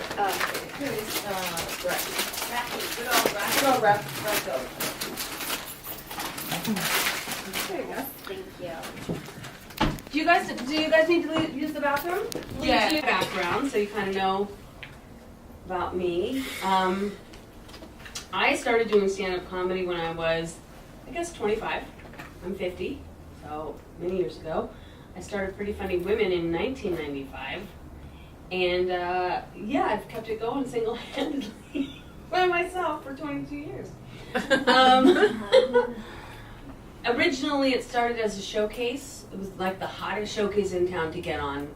In the late 90s, early 2000s, I would discover up-and-coming female comedians, and I would put them on my shows, and they were all the girls that I thought were going to be stars. And sometimes I would have one lineup with Chelsea Handler, Tig Notaro, Maria Bamford, Natasha Leggero, all on one bill. Woo. Can you imagine? Wow. And this was back in the day when nobody knew who they were. Sarah Silverman used to do my show all the time. Margaret Cho would do it. And it was just a fun show in town to do. And then everybody blew up and they went away and did their own things, and now they never talk to me anymore. So that's always nice. And then in 2006, I started teaching. And yeah, have my business now. Teach 3 days a week. In development right now for a TV series for Pretty Funny Women, for a variety show. It would have a development deal with a production company, and we're developing it and putting together a sizzle reel, and we're going to go pitch it to every network out there. So hopefully by the end of the year I'll have a TV show on the air. Yeah. Cool. Yeah. It's about time, right? It has been 20 years. It is time. It's a pretty good brand, I think, you know? Yeah. People know about it, I guess, in town. And I've taught well over 1,000 girls. Have come through my program over the last so many years. So I'm also bipolar. I'm sober. These are like little things about me that you'll find out. But I'm on medication called Lamictal, and it really fucks with your memory. So don't take it personally if I don't remember your name. That's why everybody has to repeat their names up here for like 2 weeks straight. It's got to be drilled into me because I have so many students and I get like overwhelmed, you know, and I don't want to ever offend anybody, but my memory's pretty bad. Like if I go see a movie, the next day I forgot the movie. The entire, I could go see it again and again and again because I just can't remember the movie. It's a weird thing, but but if without the medication, I would be dead. So it's like, do I need a memory? Not really. I mean, how important is it? Yeah. So anyway, any questions about me or about the class? Okay. Yes. How do you find performing stand-up on your own, remembering a set? Because I don't do new jokes. I do the same jokes I've been doing for 20 years. Very rarely do I add in new material because I just can't anymore. My memory is pretty bad. It's bad. But if I'm really focused on a class, I can focus in on it. But what happens is with me is I panic if I see you guys out of context. Like if I ran into you at some of the store or something, I would panic because I'd be like, I don't fucking know your name. Help me. So please, if you ever see me, say, hey, it's Susan or whatever. Well, we could really mess with you and go, I never met you before. Yeah. I know who you are. I'm pretty good with faces, but yeah. So, oh, and also tomorrow night at Flappers Comedy Club, which they do have an open mic at 5:30 if you guys want to check it out. I'm at 8 o'clock is a graduation showcase for my Monday night class, and you're all invited for free. So anytime. Can you say that again? Monday. At Flappers. Yep. Tomorrow night at 8 o'clock. Oh. If you come to the front door and say you're a Pretty Funny Women student, you get in free. This is tomorrow. There's no one on Monday. I thought you said Monday. Well, my Monday night class sorry. is graduating tomorrow night. Shit. Yes. Let's say we wanted to do the open mic. Okay, it's a dumb question, but I've never done stand-up. Do we have to have something written out and we know and memorized, or can we just go up there and Just free go form up it? there. Tell your marathon story. That you made everybody laugh tonight for like, you did a set up here. Yes. Is it bad if you have a piece of paper with like your shit on it and you're like, oh, number one? Not at all at an open mic. Okay. But at Flapper's open mic, they don't like it. Because they call their open mics auditions, and they want you to be a little more prepared. So they don't want you to refer to your notes for them. But you can go up there and tell them, this is my very first time ever doing an open mic. I'm taking Lisa's class, and she sent me here. And then they'll be so kind to you. So I would recommend doing it. Yes. How long do you get up there? I think it's 3 minutes. What? Yeah. Open mics are very How can you short. say anything in 3 minutes? You get like 2 minutes, 3 minutes at open mics, yeah. Yeah, but for the show, you'll get more. You get 4. In For our general, show, we get No, 5. in general, you were saying open mics don't. You would say index cards or something to refer to is okay, but Flappers doesn't really condone. Flappers doesn't like it for whatever reason. They want you to be more prepared at their open mic, but any other open mic you can do whatever you want. It's just a workshop. Have your notes there, refer to it, whatever. Yes. Sorry, I keep asking, but do you stand up and go, hey, my name is, John Doe, and this is my first time, and here we go. That's what you do? Yeah. Oh. You can do that. It's frightening. Just to go, this is my first time ever doing an open mic, and I'm here because my teacher told me to be here, and so here's my bit. And then you can just go into it. Doesn't that detract from you're supposed to be confident, so wouldn't you not say it's your first time? If you say it's your first time, the people will be super encouraging, and your experience will be wonderful. Okay. Yeah, otherwise it could be hard. It can be scary. Yeah, I was told you should tell the audience if you're nervous or just say I'm a little nervous. It's my first time doing this. Yeah. And they're like, yeah. It's actually more confident to own your truth. So it is confident to say, this is my first time, guys, and I'm feeling a little scared up here. That is very confident. What's not confident is when somebody's trying to hide that they're nervous. Do you know what I'm talking about, right? Bullshitting. Yeah. People can see right through it. Yeah. I hid it. I'm nervous to death. I mean, you can pretend, right? But you caught to it. You told us. Yeah. Yeah. Do you, as far as between holding the mic and standing behind the mic? I mean, I know it's in front of you and it's kind of hiding behind the mic, but would you suggest something is better than the other? I would or what always you feel more comfortable suggest with, holding taking the it mic? out of the stand and getting it out of the way. Only because this kind of blocks you off, right? It puts a little bit of a barrier between you and the audience. Secondly, don't ever get too dependent on it because I've been to very many different venues. Sometimes the mic stand is one of those kind that goes like this. And so you have to take it out, or you'd be standing like this, or sometimes they don't even have a mic at an open mic, so I don't want you to get too comfortable with like this. They don't have a mic. Sometimes there's no mic. You never know. So, okay, here's what we're gonna do. I'm gonna give you guys a couple seconds to think about it. I want you have your choice. I want you to come up here, you're gonna tell a 2-minute bit. Okay? If you're a repeat student, you can do 2 minutes of material. Okay? New material. But for the people that have never taken my class before, you can tell me the most embarrassing thing that's happened to you. Tell me a 2-minute embarrassing story. Like something where you really were mortified or, humiliated. Or you can tell me the worst date you've ever been on. Like a horrible experience with a man. I love hearing bad date stories. Or you can tell me the worst night of my life was when I blank. Or the most ashamed I've ever been is when this happened. So I want you to tap into feelings of shame, regret, humiliation, embarrassment. That makes for good comedy. It makes you vulnerable, and audiences like that. So tell me a 2-minute story. Don't worry about being funny.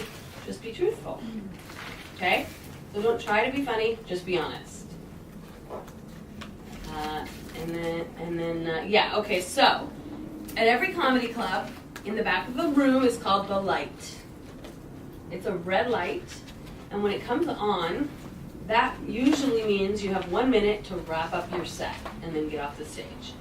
So the proper thing to do is when you see the light, you nod to the sound guy who turned it on. You go, okay, saw it, and so he turns it off, right? Otherwise, it'll be on forever, and then you'll get confused, like how long has it been on, and so you really need to watch for that light because time is everything. Well, we don't have a light in here, but we do have a timer. And I'm going to time you guys. And when it beeps, it'll beep. I want you to nod to me that you heard it. I want you to stay present and, okay, got it. And then wrap up your story. So it'll beep after 2 minutes, and then you got to hurry up and get to the end. Okay? It's very rude to go over your time as a comic in a lineup because you're taking time from another comic when you do that because the show gets pushed back. And I had a girl the other day doing one of my shows, and she's an alcoholic, and she was drunk, and she did, everyone's supposed to do 12 minutes, she did 18 minutes. Was it good 18 minutes or not so good? It wasn't bad, but it was very disrespectful because I had to say to the last girl, can you just do less time now? Because the show got pushed. So it was rude, it was not fair to the girl that went last. So just make sure you wrap up your story when you hear the beep, okay? All right, so we're going to go backwards. And we're going to start with Amber. What? So it's up to you, Amber. You can tell me a funny story, or you can do material. Don't forget to record. Oh, you're recording yourself. Okay. I'm $2 short. I'll Venmo it. Oh, that's fine. Are you sure? Yes. Okay. Thank you. Yeah. I think what I'm going to do is I'm just going to tell a story of what's going on with me right now in my life. Okay. Work. Sure. So, my sister lives in a van outside of my house, and she got pulled over the other day, and apparently the van was stolen, and so the police took her to jail. And she called me in the middle of the night to come pick up her sick dog that she had with her.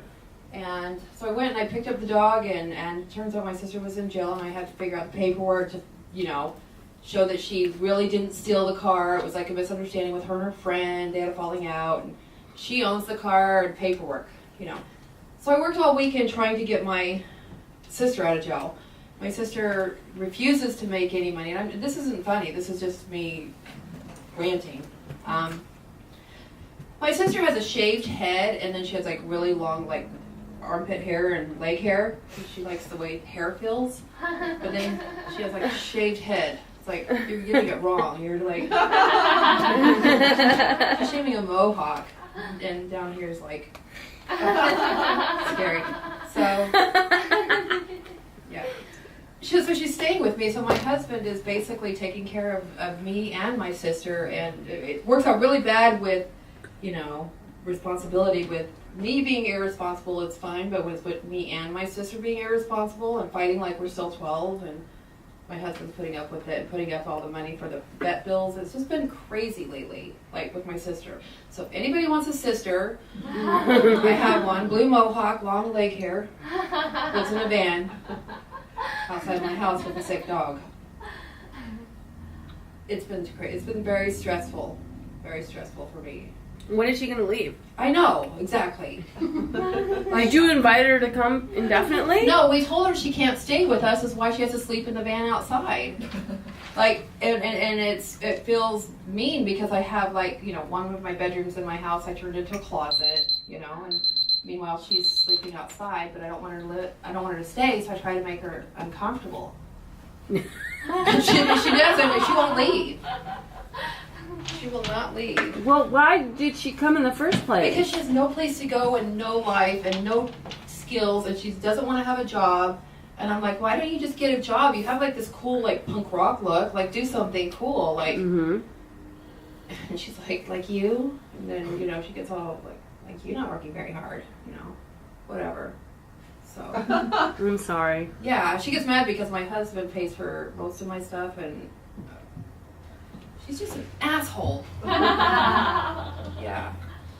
So I make videos and put on my YouTube. Like, my sister stole the van, and she gets mad at me, and I'm like, you did. That's my story. Very good. Got some material out of it. Does the beep mean there's a minute left? No. Oh. The beep, it'll beep after 2 minutes, and then that means wrap up your story. Oh, okay. In a comedy club, when the light goes on, that means you have a minute. Oh, okay. Got Yeah. Okay. Hi, everyone. I'm Stephanie Asher. And so what terrible thing shall I tell you today? Bad date. Bad date. Okay. Worst date I've ever been on. It was a blind date set up by a mutual friend. The basis for the match was the guy was in a sciencey job, and I'm the resident science nerd on my friends list. So that was the basis for it. And when we arranged the date, I said, let's get coffee. And he suggested the place to go. It was someplace. I figured he looked it up on Yelp. He told me he looked it up on Yelp, which means it must have been acceptable. So the day arrives. I go to the place, and it's an office building. It's empty. I walk into the building itself, emptier still. And I was like, where is this? This is an office building. I go down a hall on the first floor, and there's a closed door with like signs with sandwiches on it. And it's like, did this guy literally plan a date with me at an office coffee kiosk that's not open? And it's like, I call him and I say, hi, yeah, I'm sorry I'm 10 minutes late. I'm not sure I'm at the right place because I'm in an empty office building. And he says, yeah, I'm running late too. And I inform him that the place is a closed office coffee kiosk. And he says, oh, sorry. And we reset the date to a drive-through Starbucks on Ventura Boulevard. And I get there and I realize there's no bathroom. Oh. So I'm sitting there. That's it. And I had to ask a guy at a hardwood flooring store if I could use the bathroom, and then I left. Wow. That's a pretty good story. Thank you. You could definitely tell. You could definitely tell that story at the thing. I love the date at the Starbucks. Let me give you a little tip. Yes. When you're writing stories, right, or writing jokes, you always want to use the least amount of words possible, right? Yeah. So if you were to retell that, you would get rid of stuff that you don't need. Yeah. Like we don't need to know why somebody set you up, you know? Yeah. Yeah, that was just the raw. No, you didn't do recollection. anything wrong. I'm just using you as a guinea pig to get to illustrate, like, go now. If you want to take that to the open mic and go off on the guy on open mic and rant about it, it'd be great. Yeah, people love that. Omit needless information. Omit needless words. Yeah, exactly. Maximum amount of funny, least amount of words. That's the rule of comedy. Editing. Yes.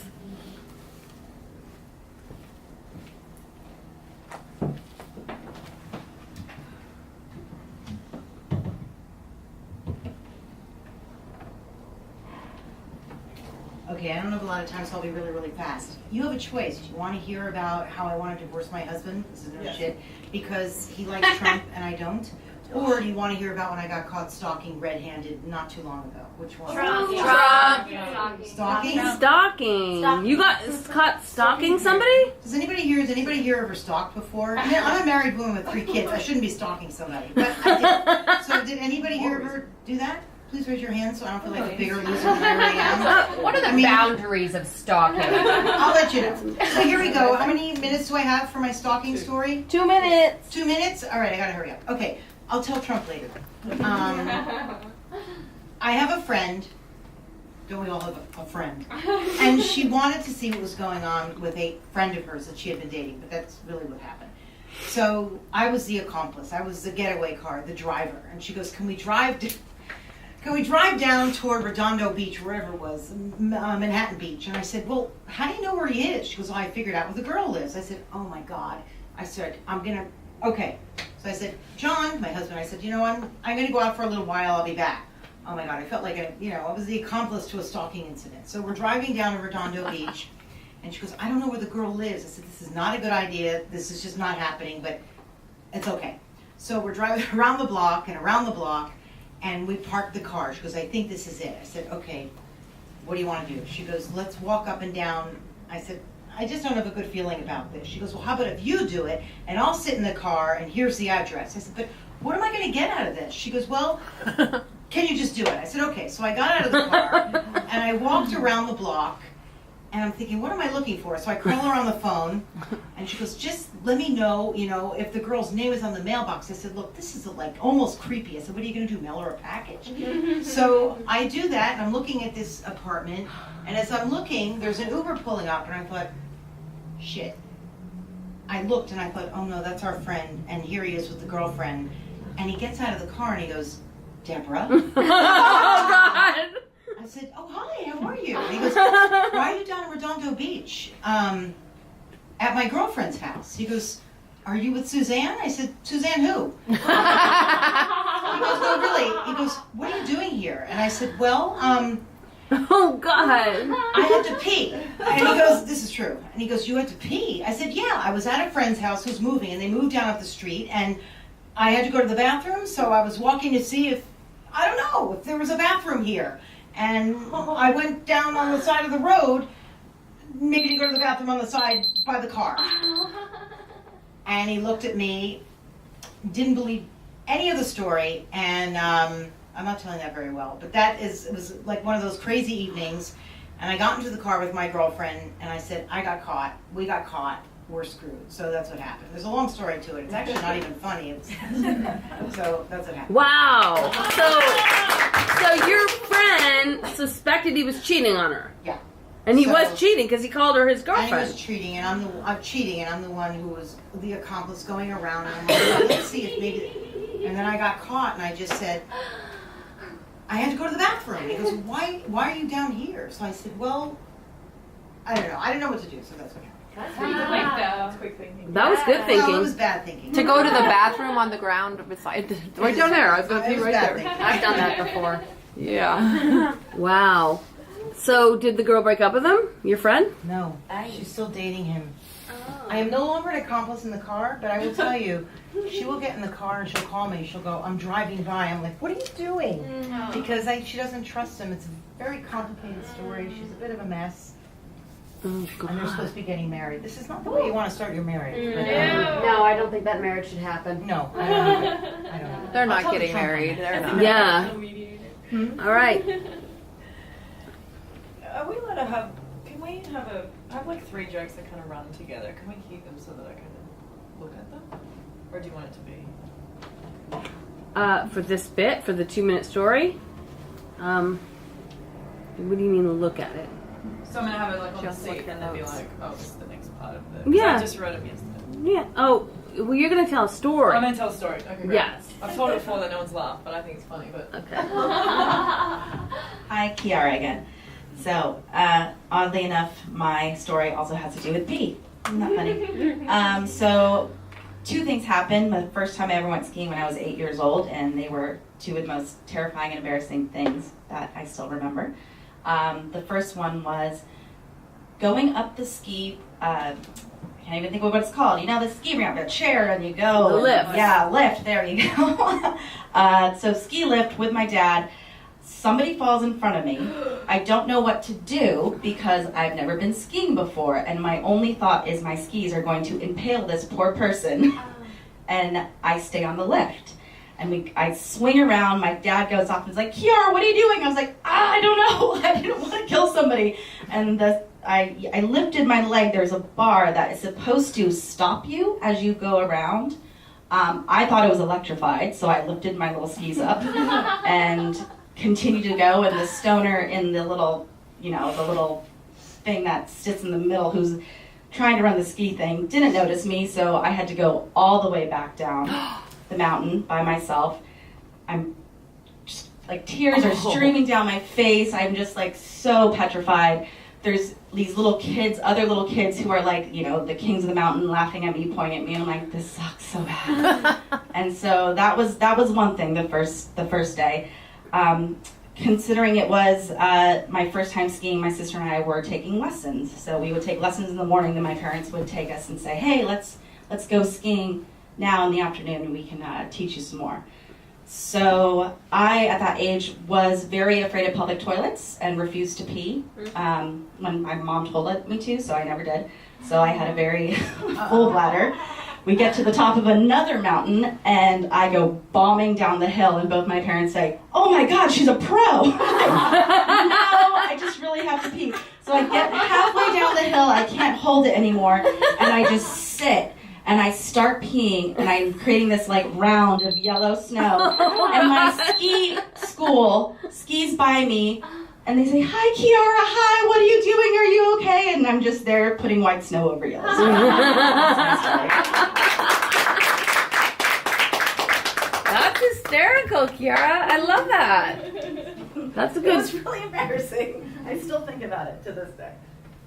That you just sat and peed Yeah, on the snow. I did. And they all just skied by. Did they see it? I'm pretty sure they did. It's a little brown girl in a like a pile of yellow snow. And they were like trying to cover up the snow, the yellow snow. But it was fine. My mom was very pissed. No pun intended. Yeah.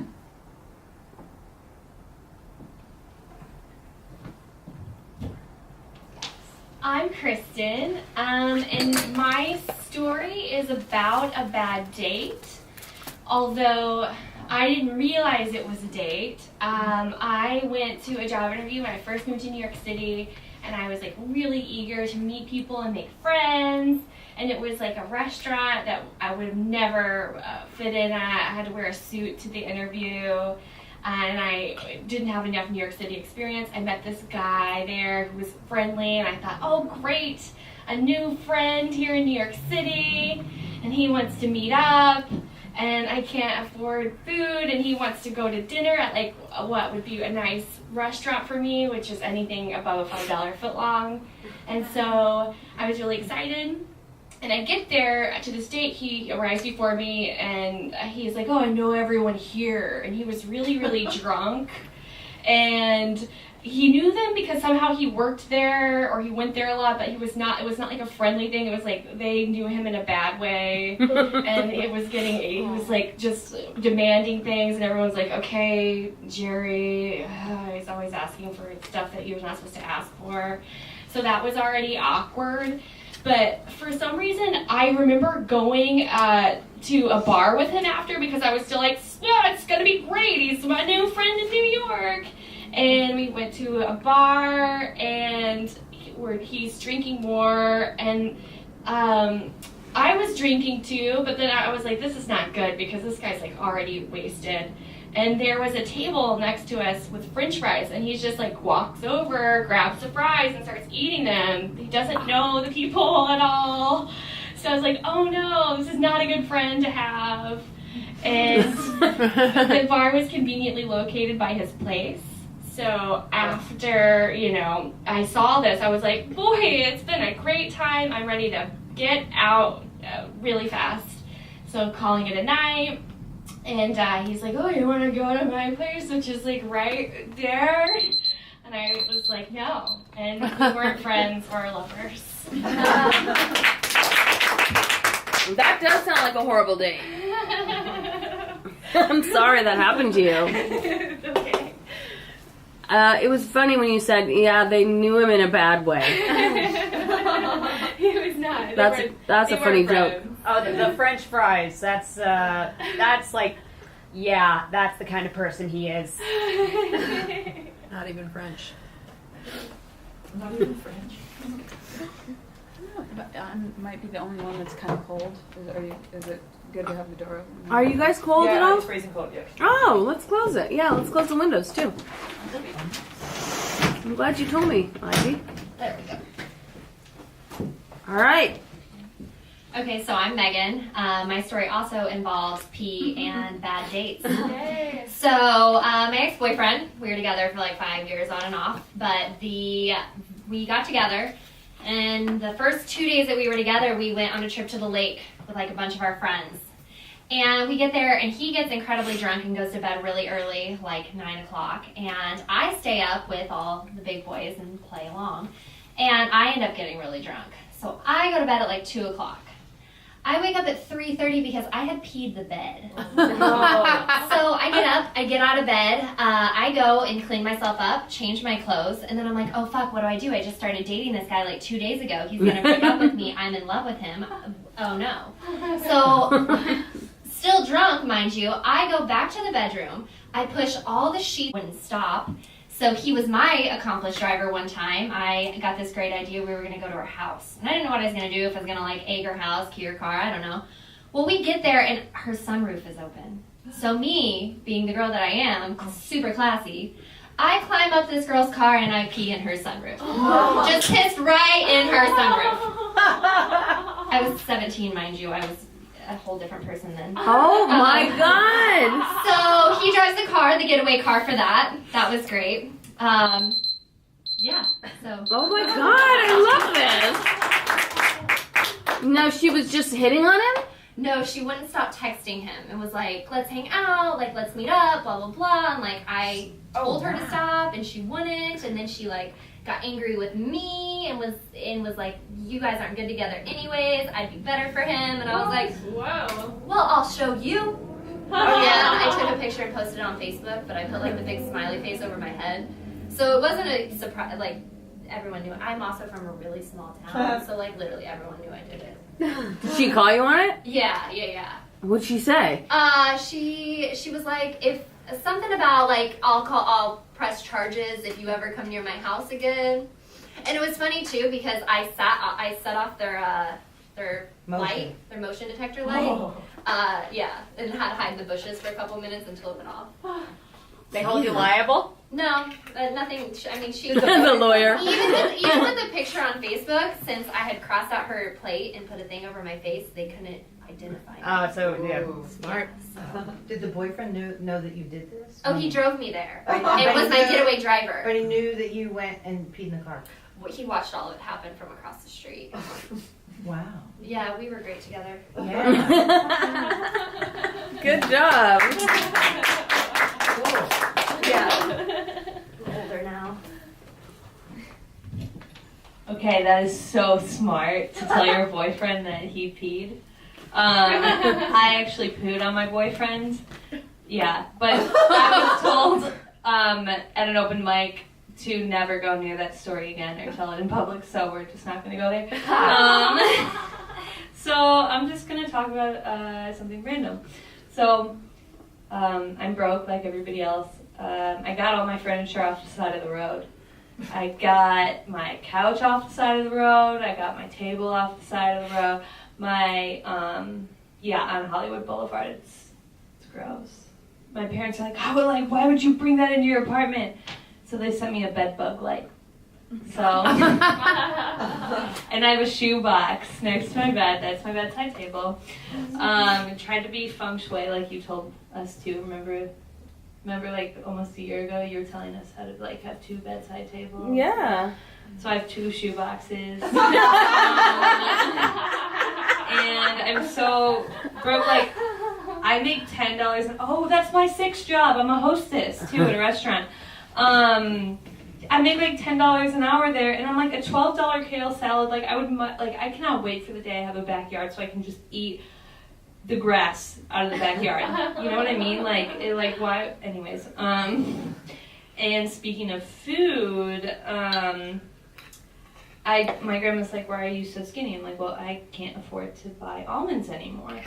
So she sent me $350 under the dinner table. She's like, these are for almonds. I didn't use them for almonds. And let's see, what else can I put in here? Oh, speaking of food, one time my mom bought the wrong type of cheese sticks, and my brother flipped out. He was like, what the fuck? These are not my cheese sticks. What is in these cheese sticks? And she's like, gee, I'm so sorry. She's like his slave or something. But then when I'm like, hey mom, the iceberg lettuce is a little expired. Can we get more? And she's like, you know what, Lexi, you're so spoiled. You waste food. You're so wasteful, and you shouldn't be spending extra money. I'm like, that's a $2 iceberg lettuce. I mean, all right. Good job, Lex. Who told you not to tell the poo story? Well, at the end of the open mic, I was like, all right, like, because I was telling my social media bit, and then I was like, they're spacing out. I was like, I'm going to do something new. Mm-hmm. And then I was like, you know what? Just listen closely, because I need advice on if I should do this at the Comedy Store. So everybody listen, and at the end I said, all right, be honest, raise your hand if you think that is too disgusting to ever tell again. And people raise their hands. I want to hear it. Yeah. Another time. It's a funny story. Aww. Yeah, with like the whole Domino's thing involved. Mm-hmm. Maybe I'll try it next time because I have a bit about how my parents called the cops when I ordered Domino's. So. You ready, Ivy? Oh, yeah.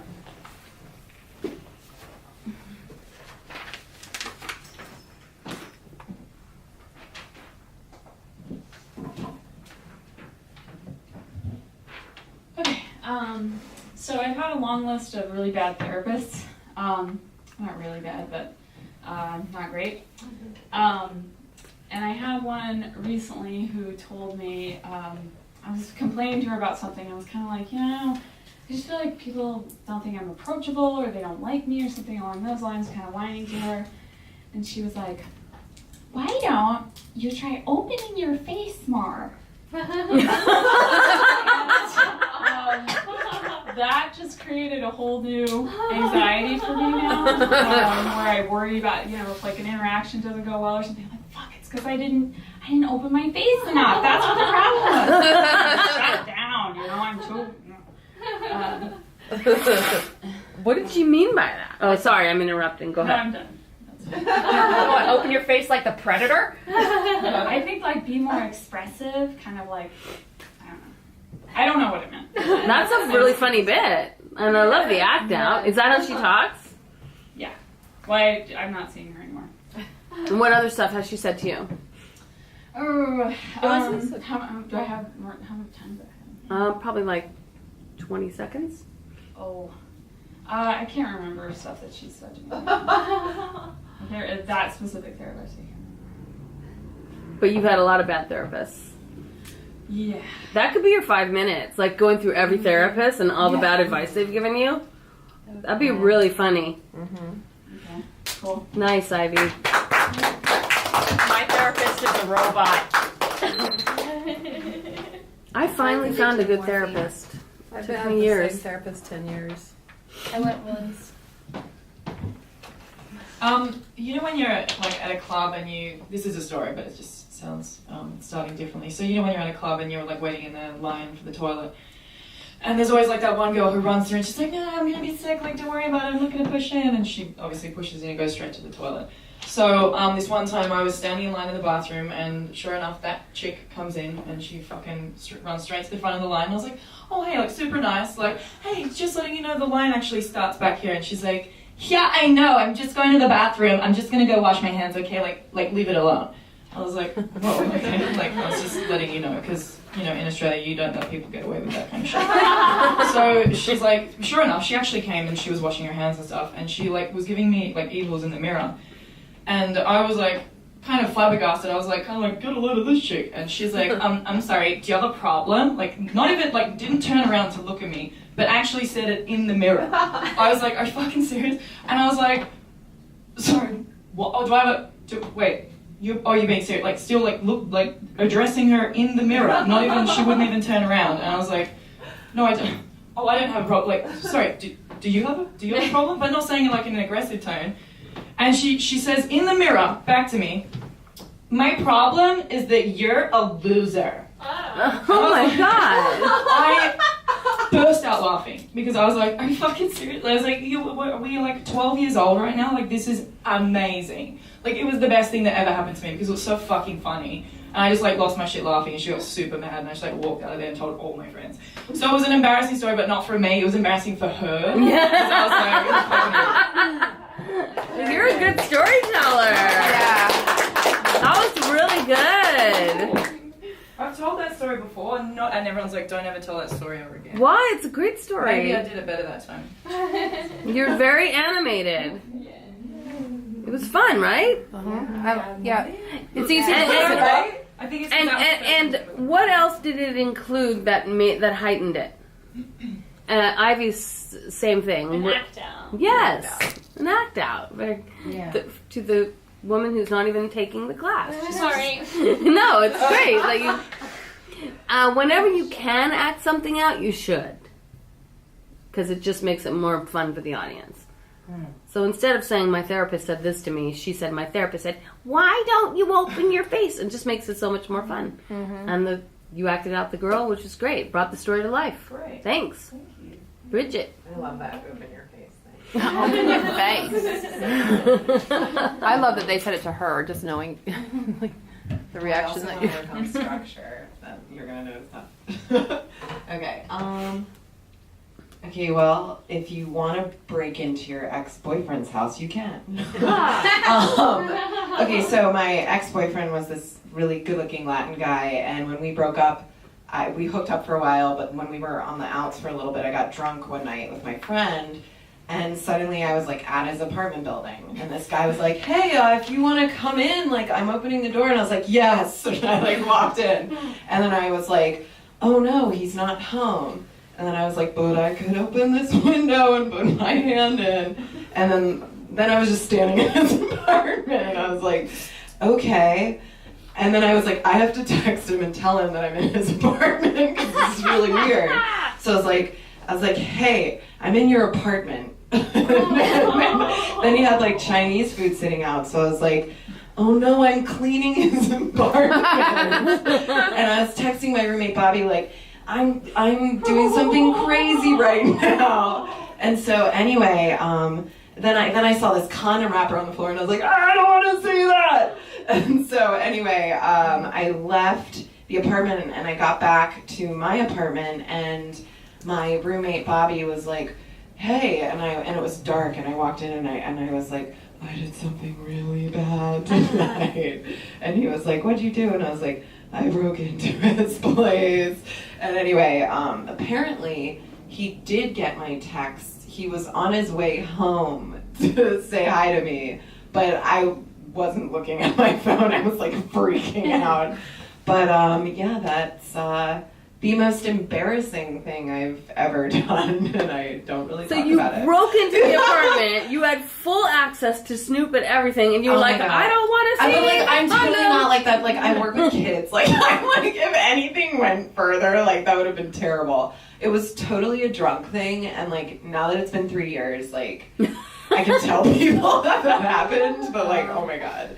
I like it started with stalking his Netflix. Like, I would be like, because we shared an account, and I was like, "Oh, he's watching Forrest Gump. Like, he must be with a girl, because that's like a really sad movie." Yeah, or like, you know, I don't know. But yeah, that's my embarrassing story. All right.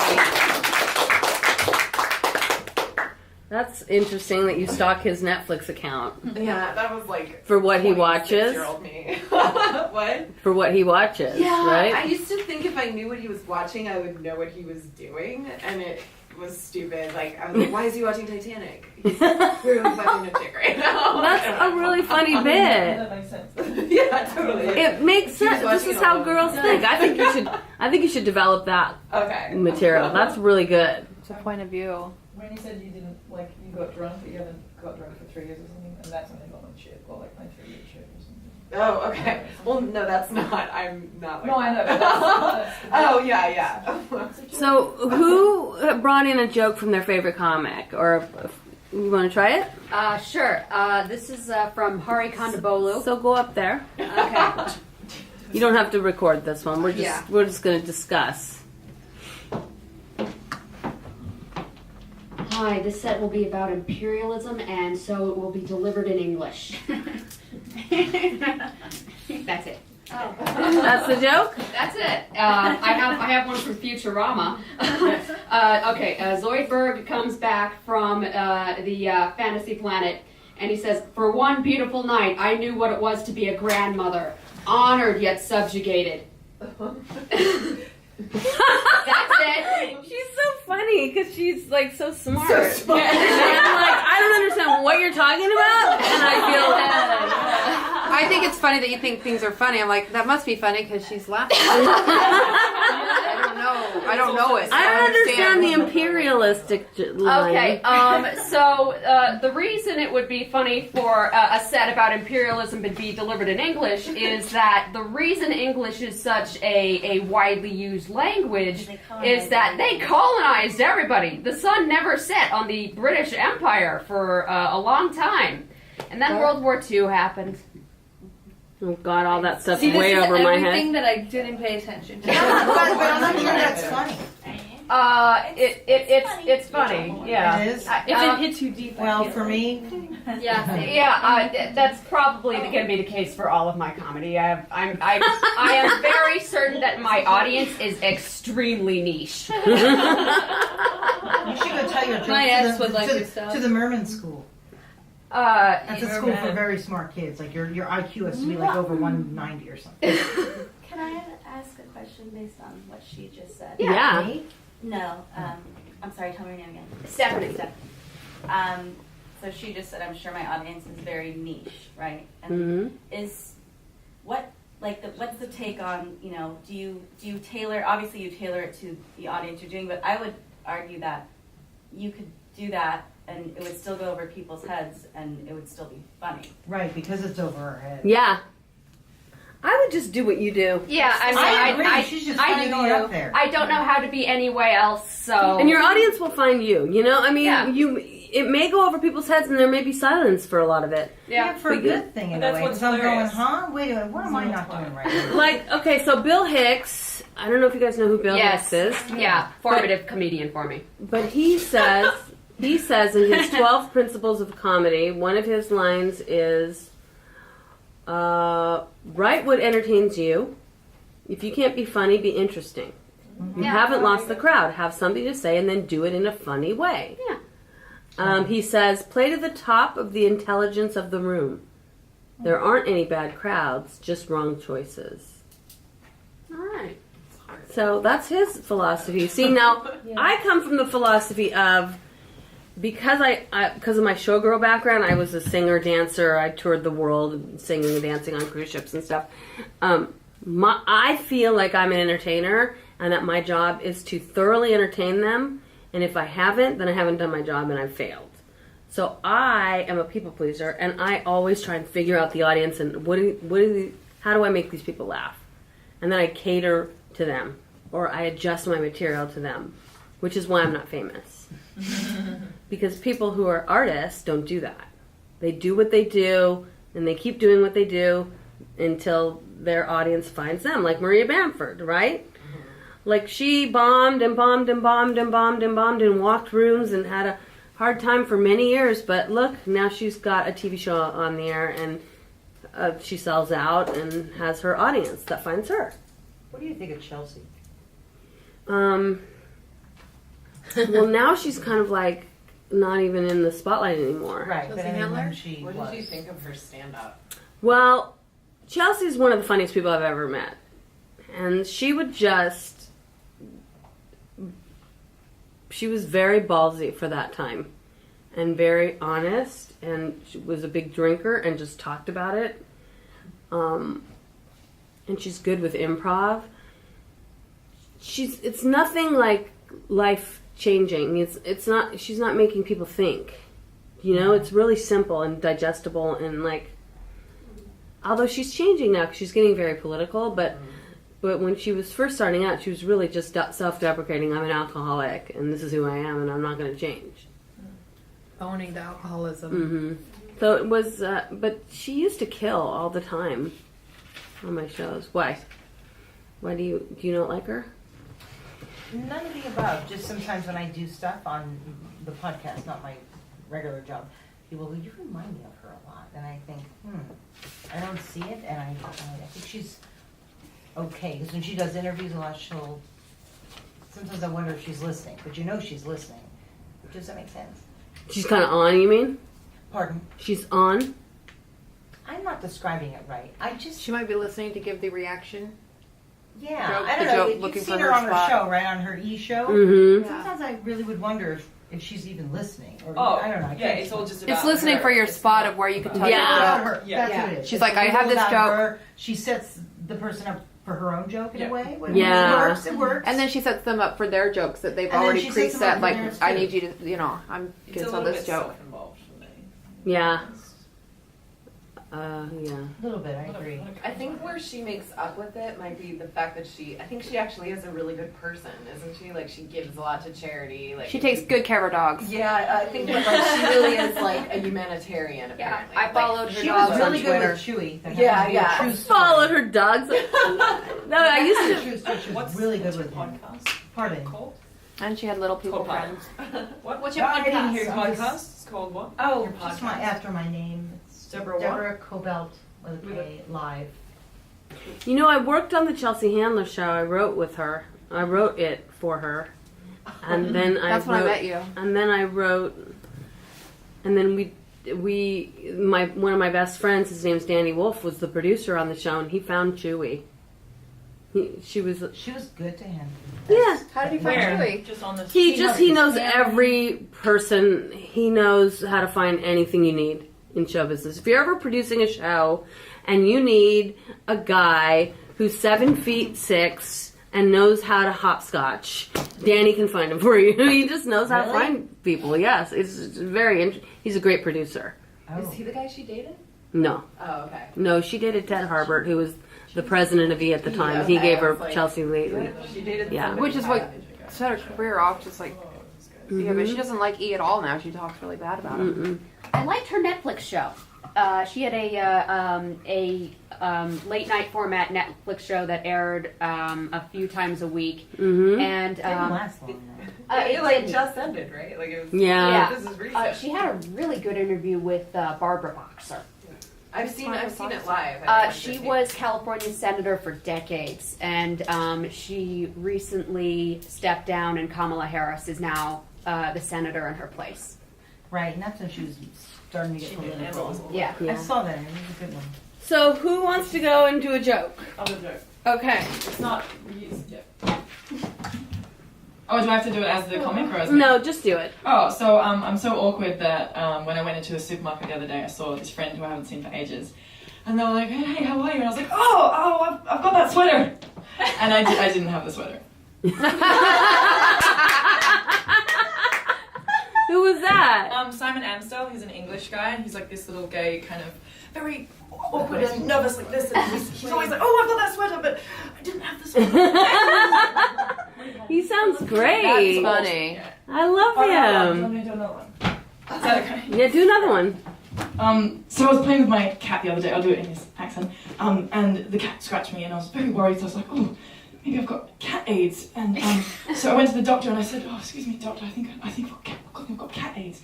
And the doctor said, "Well, there's no such thing as cat AIDS." So I guess I'm clean. So great. I don't know what the punchline was, but it was a cat AIDS. There actually is such a There we thing go. as cat Okay. AIDS. It's feline immunodeficiency virus, but you're more Amstel likely to Wikipedia. get toxoplasmosis Okay. from your cat.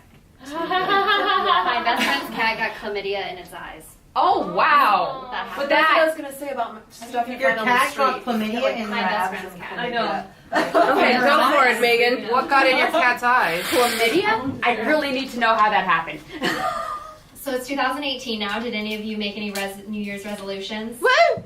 Yeah, I did. The first one was to lose weight, and the second was for it to not look like I sneezed in my panties every time I go to the bathroom. Amy Schumer.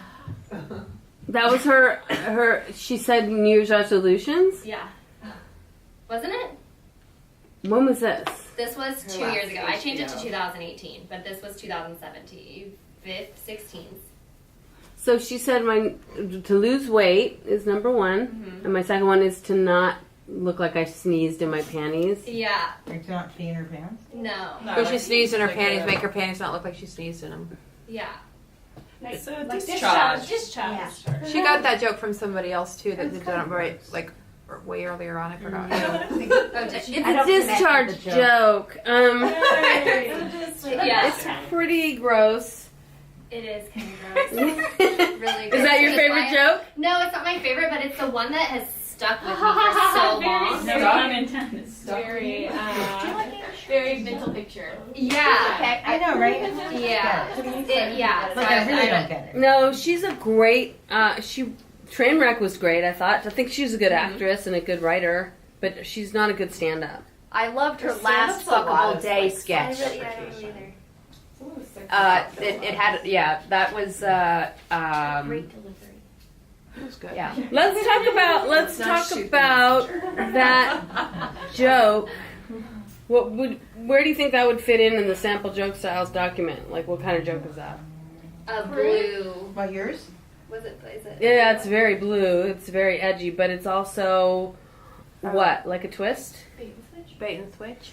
It's not a bait and switch, right? Because a bait and switch, I think it's going. It's a punch. a twist. I would say it's a twist. But a bait and switch is, and by the way, these are labels that I've given these particular types of jokes. You can't go Google this information and find it. Like, this is just the way I'm my terminology. So in my opinion, a bait and switch is when you take the audience down a path, right? And you have them all thinking in one direction, or they're thinking the exact same concept, and therefore they know exactly where you're going with the joke, right? They think they know. And then you switch it at the last minute. I'll give you an example. So I was in the Venetian Hotel in Vegas, and I walked into the bathroom, and there was a bathroom attendant lady standing there, and she had like gum and cigarettes and perfume on this little tray, and she's standing there watching me, and I was like, oh God, this place is fancy. So I go in the bathroom, I do my business, I come out, and she hands me a paper towel, like that, like Pac Lee puts it in my face, and I was like, oh my God, there's so much pressure, now I felt obligated to wash my hands. So I was like, okay, I'll do it because you're here. That's a bait and switch. Because what did you think I was going to say? To tip. Tip, right. Everyone in the room is thinking I'm going to say, I feel obligated to tip her. So then when everyone's primed for one thought, it's the perfect time to take them somewhere else. I love those kinds of jokes. Bait and switches, if you can write them, they're guaranteed laughs every time. I think I have a bait and switch. Yeah? It's your own or like It's mine, yeah. I lost my pen. Who else does anyone else want to try a joke? Okay. I wrote one down, but I'll probably just say the short one. Okay. I feel like I have to sit like the person. This whole Me Too movement, it's just becoming so depressing and hard. The other day let me say it better. This whole Me Too movement's becoming so depressing and hard. I don't even want to say Me Too anymore. Like the other day I was talking to my buddy and I was like, you going to the comedy club tonight? And I was like, I am also going to the comedy club tonight. That's it. Who was that? Dave Chappelle. I'll try one. I don't even Okay. I don't even know how to do a joke, but I guess this is a place to. Just try it. Oh, sorry, there goes that knee again. Okay. I am also going to the comedy club. That's funny. That's like wordplay, right? Yeah, it was his most recent stand-up. It's so good. But if you had to like lump it in a category, it would be wordplay. Wordplay. Yeah. I don't even know if this is a joke. It's just something I was thinking, watching Donald Trump last night deliver his incredible speech. I already told you that there's a big problem in our house because I'm not a Trump guy and he's becoming more of a Trump guy. And anyway, as I was watching him, that orange skin of his really bothers me, like a lot. And I thought I really was thinking about this. I thought, God, I mean, it'd be kind of interesting to have a job in the White House. And I thought, that there's somebody who has a job as like the White House spray tanner. I really was thinking about this. So could you imagine like going into there and going like, because when you spray tan, and I don't spray tan, I don't need to spray tan, but you, I guess, have to get naked. So I'm thinking, ew. like he probably, the spray tanner comes in with his little thing, and Donald's probably in like a G-string or naked and in a bathtub, and he's probably spraying him and going, oh, and I'll get the hair while I'm at it. You know, why not? Orange skin, orange hair. That's it. There's nothing else. But I don't know. It's kind of disgusting. Well, the fact that he has to pick that color, because you pick which color His you hair want when and you get his spray face tan. are the same color, and I thought, I Well, guess but he can't gets pick it anything, all right? at the same time. I don't know. It's horrible. That's it. It's not really a joke. It's just No, it's an observation. It could be turned into a joke. Stop dating skaters. They're all malt liquor on the outside. Sorry, I totally screwed that up. They're all hot on the outside, malt liquor on the inside. That was a joke. There's more to it. I forgot the mattress part. If you don't date skaters unless you want to wake up on a mattress in the kitchen. Who's that? Ali Wong. Ali Wong. Was that from her special? Yes. I don't get it. I mean, it's the middle of this long of her talking about her husband, and then that, and then it goes into like a secret garden joke, which is really funny. Just a really long, sort of drawn out joke. And at the end, she's like, you know, ladies, pretend you're a secret garden when you're actually a public park. And then, you know, and then she's talking about how she's had some homeless guys. The one in a where she's public like park. pregnant? Yeah, so good. I love You know, I liked her special. I liked parts of her special, Right. and I thought she had some interesting things to say. But then she went to a place where I was like, you didn't need to go there. You don't need to talk about wiping shit on your finger Right. in the bathroom. I was Right. like, that's too bad. I read it. Someone had a transcript posted recently of the whole show. And I mean, I think she's really funny. There's bits where I think it goes a little too far. And when I was reading, when you're actually reading what she is saying, you realize like, Yeah. It's not, the material itself reads a lot less funny than she delivers it. Well, same with Eliza. If you watch Eliza's yeah. material, you'll be like, where's the joke? I She can't has find to it. do it herself. She does, yeah. You want to try another one? Oh, no. Well, it's just like I could gross. read isn't one. it? I have a really bad one. When she's A bad one? Yeah. Okay. Little Willie was a chemist. Little Willie is no more. For what he thought was H2O was H2SO4. What? Sulfuric acid. Yeah. I'm laughing because I don't get it, and that you're so into it. It's a chemistry joke. There you go. You need to tell that on stage. Okay. She should just tell a bunch of those, don't you think? And then just stand there. I totally agree with you. Yeah. Hard jokes where you're like, what the? Like that is your routine. It's like You're doing your jokes is a routine. Okay.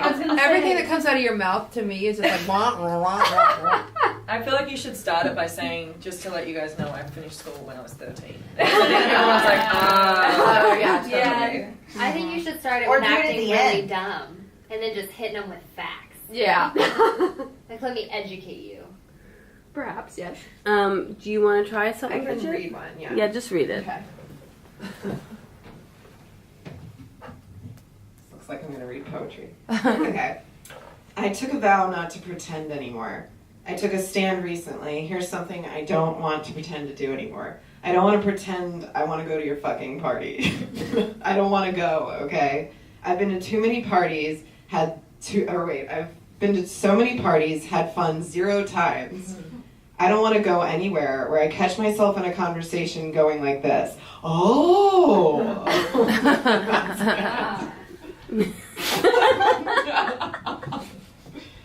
And he just says, I don't want to go. Who's that? Crystalia. Aww. Chris Delia. Anyone else? Try one? I like the Natasha Leggero one, but I don't know the exact verbatim.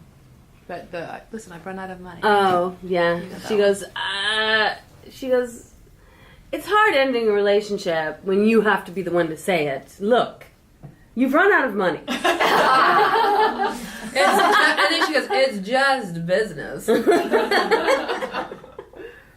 That's my favorite joke. I love her. She's so funny. Is her name Natasha what? Natasha Leggero. She has a bit where she goes, I was standing in the supermarket checkout line, and these 2 women were arguing in front of me, and she was like, you put your book back.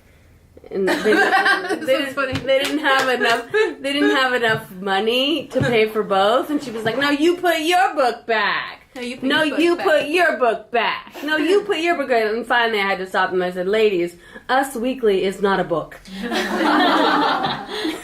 Was it Us Weekly? Yeah. Oh, that's so funny. She would always, when I worked at Upright Citizens Brigade, whenever she would come in, I would like ask her, "Can I take your stuff and like put it in the back or whatever?" And she'd be like, "No, I carry my purse with me at all times." And then like I went in and she was doing a set on stage with her purse in her hand. I was like, okay. She like really. Who else does that? What is that new comic name that just came out? She's Ready. Who? She's Ready. Who's that? The new. She's all over the news right now. I'll think of it later. I'll tell you guys one of my favorite jokes, written by my best friend. She goes, my vagina's been burning. Guess we all know what that means. Someone's talking about it. Isn't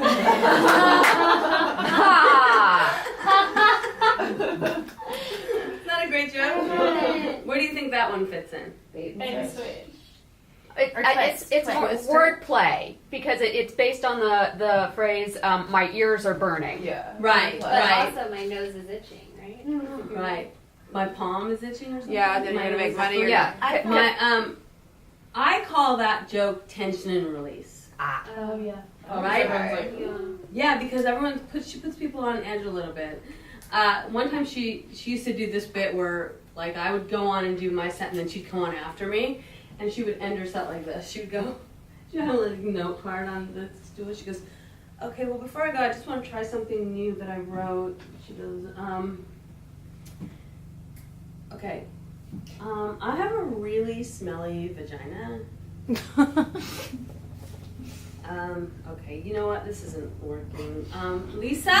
And then I go, "Yeah?" And she goes, "I have to give you your joke back." Oh! It's not going to work for me. When you wrote it, it was coming from a real place, but they're not buying it. That's a good one. I love that. Oh my God. Then she has another joke where she's talking to people in the front row, talking to this couple, asking them questions, and she said, "Ma'am," she goes, "Can I ask you a personal question?" She goes, "Don't you hate when you're having sex? Don't you?" She's such a great joke writer, and she doesn't do stand-up anymore because it gives her anxiety and stage fright. Oh my gosh. Is she a writer? She's a writer, yes. Well, at least she's using her talent somewhere. Yes, but God, just like... Who was this? Stephanie. Oh. Stephanie Really? Wilder Taylor. But she writes books, so. Yeah, she has 5 books out. She's kind of a parenting. But she's they all just about such a great... parenting? All of her books, Yeah, most of them. okay. Most of them. Well, there's one that isn't. It's called It's Not Me, It's You. She has another joke where she goes, "I'm in therapy, but I'm not sure I'm seeing results. It's aromatherapy." That's wordplay. She just makes me laugh. Sorry. She's truly one of my favorites. I like Sebastian Maniscalco. Do you guys ever watch him? Yeah. He has a bit where he goes, "I was in Ross, dressed for less. What, this place looked like a bomb went off today." He's like, "Everything was on the floor?" He goes, "What are people doing? How are they shopping? Are they picking up a shoe and going, oh, that's not my size?"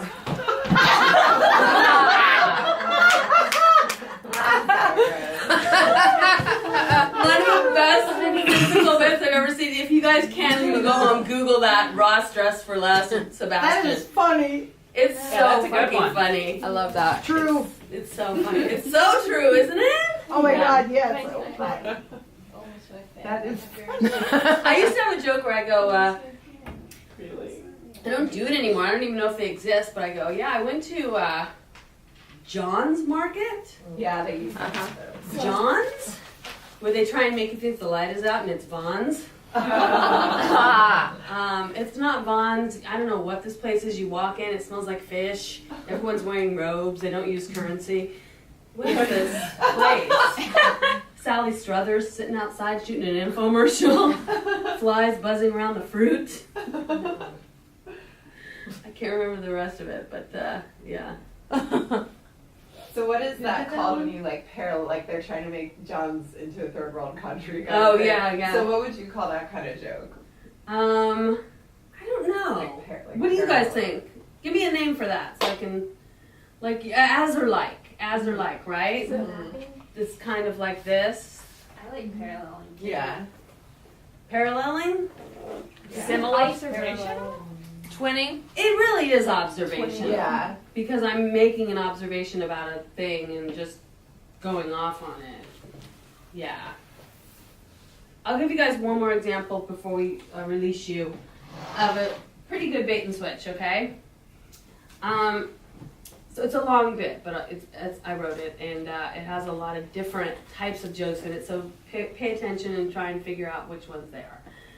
So I quit smoking. It's been 173 days. Thank you. Yeah. Yeah, now I need to quit at night. I saw this commercial for this pill that they get you to quit smoking. If you want to quit smoking, Zyban can help. Zyban. But it has like 75 creepy side effects in it, and the announcer tries to rattle them off quickly, hoping you won't listen. Have you ever paid attention to the side effects in Zyban?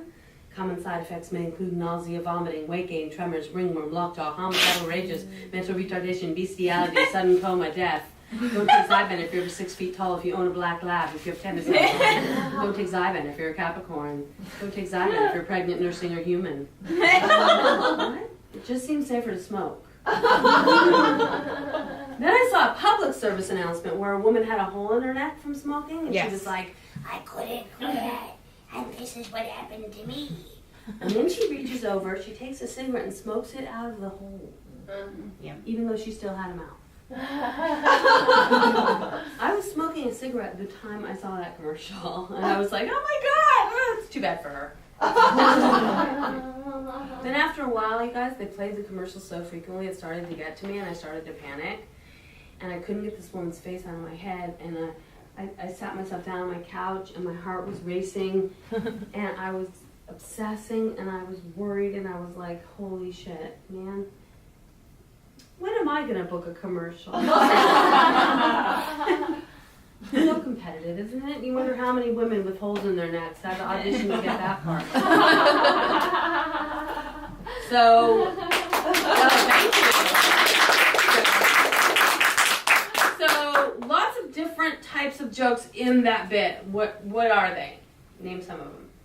Bait and switch with the last joke you told. Mm-hmm. Because we thought you were going to say I should really quit smoking. Mm-hmm. What else is in there? Act out. Yep, an act out, right? I'm acting her out, right? The lady. What else? Twist. Where? What the last part? Oh, that's the bait and switch. It's a bait and switch. Bait and Oh, switch. okay. Yeah. Well, there was something you did within 100-something days, and then you said nights afterwards. Right. What Mhm. was that? The I don't list. know. List. Yeah. Yes. The list joke. joke. The When I'm, list. when I'm rattling list off all the jokes. side effects of Zyban, when you list things off very quickly and cleanly, audiences like that. Those tend to work. Lists. And then quit smoking 173 days. Now I need to quit at night. Yeah. So that's a little bit of a twist there on that one, right? Can you remind me what the difference is between twist and bait and switch? So in a twist, you don't know where the person's going with it. It could be like, oh, I wonder where she's taking us. But in a bait and switch, the audience is absolutely sure where you're going with it. They think they know exactly what you're going to say, right? Everyone's primed for that same concept in their brain. They're all thinking the same thought. Whereas a twist, you're just kind of trying to figure it out as you go along with the person. Got it. Yeah. Yeah, like the best example of a bait and switch is that joke I put in this. It was the opening line for Jeff Ross at the Drew Carey roast, and he goes, "Drew Carey is to comedy what Mariah Carey is to comedy. Perfectly written joke, right? Economy of words. Everybody thinks he's going to say what? Used to sing. Yeah, music. Everybody thinks that. That's why when he takes it somewhere else, we laugh. So that's a bait and switch. Really hard to write. They're really hard to write. All right, so your homework is what? Go to open Open mic. Oh, What else? go to an open mic. Write down a things that list of- people laugh at. Yep, write down stuff that you say out loud that people laugh at. Because those are jokes. And Add you on Facebook. Yes, add me on Facebook so I can set up Wednesdays we wear black, right? Yep. That's in the group. And then I'm going to, you guys are going to bring in 10 to 20 random fun facts about yourselves. And if you're a repeat student, you don't have to bring in those. You can bring in new bits that you want to try out. Okay? All right. It is time.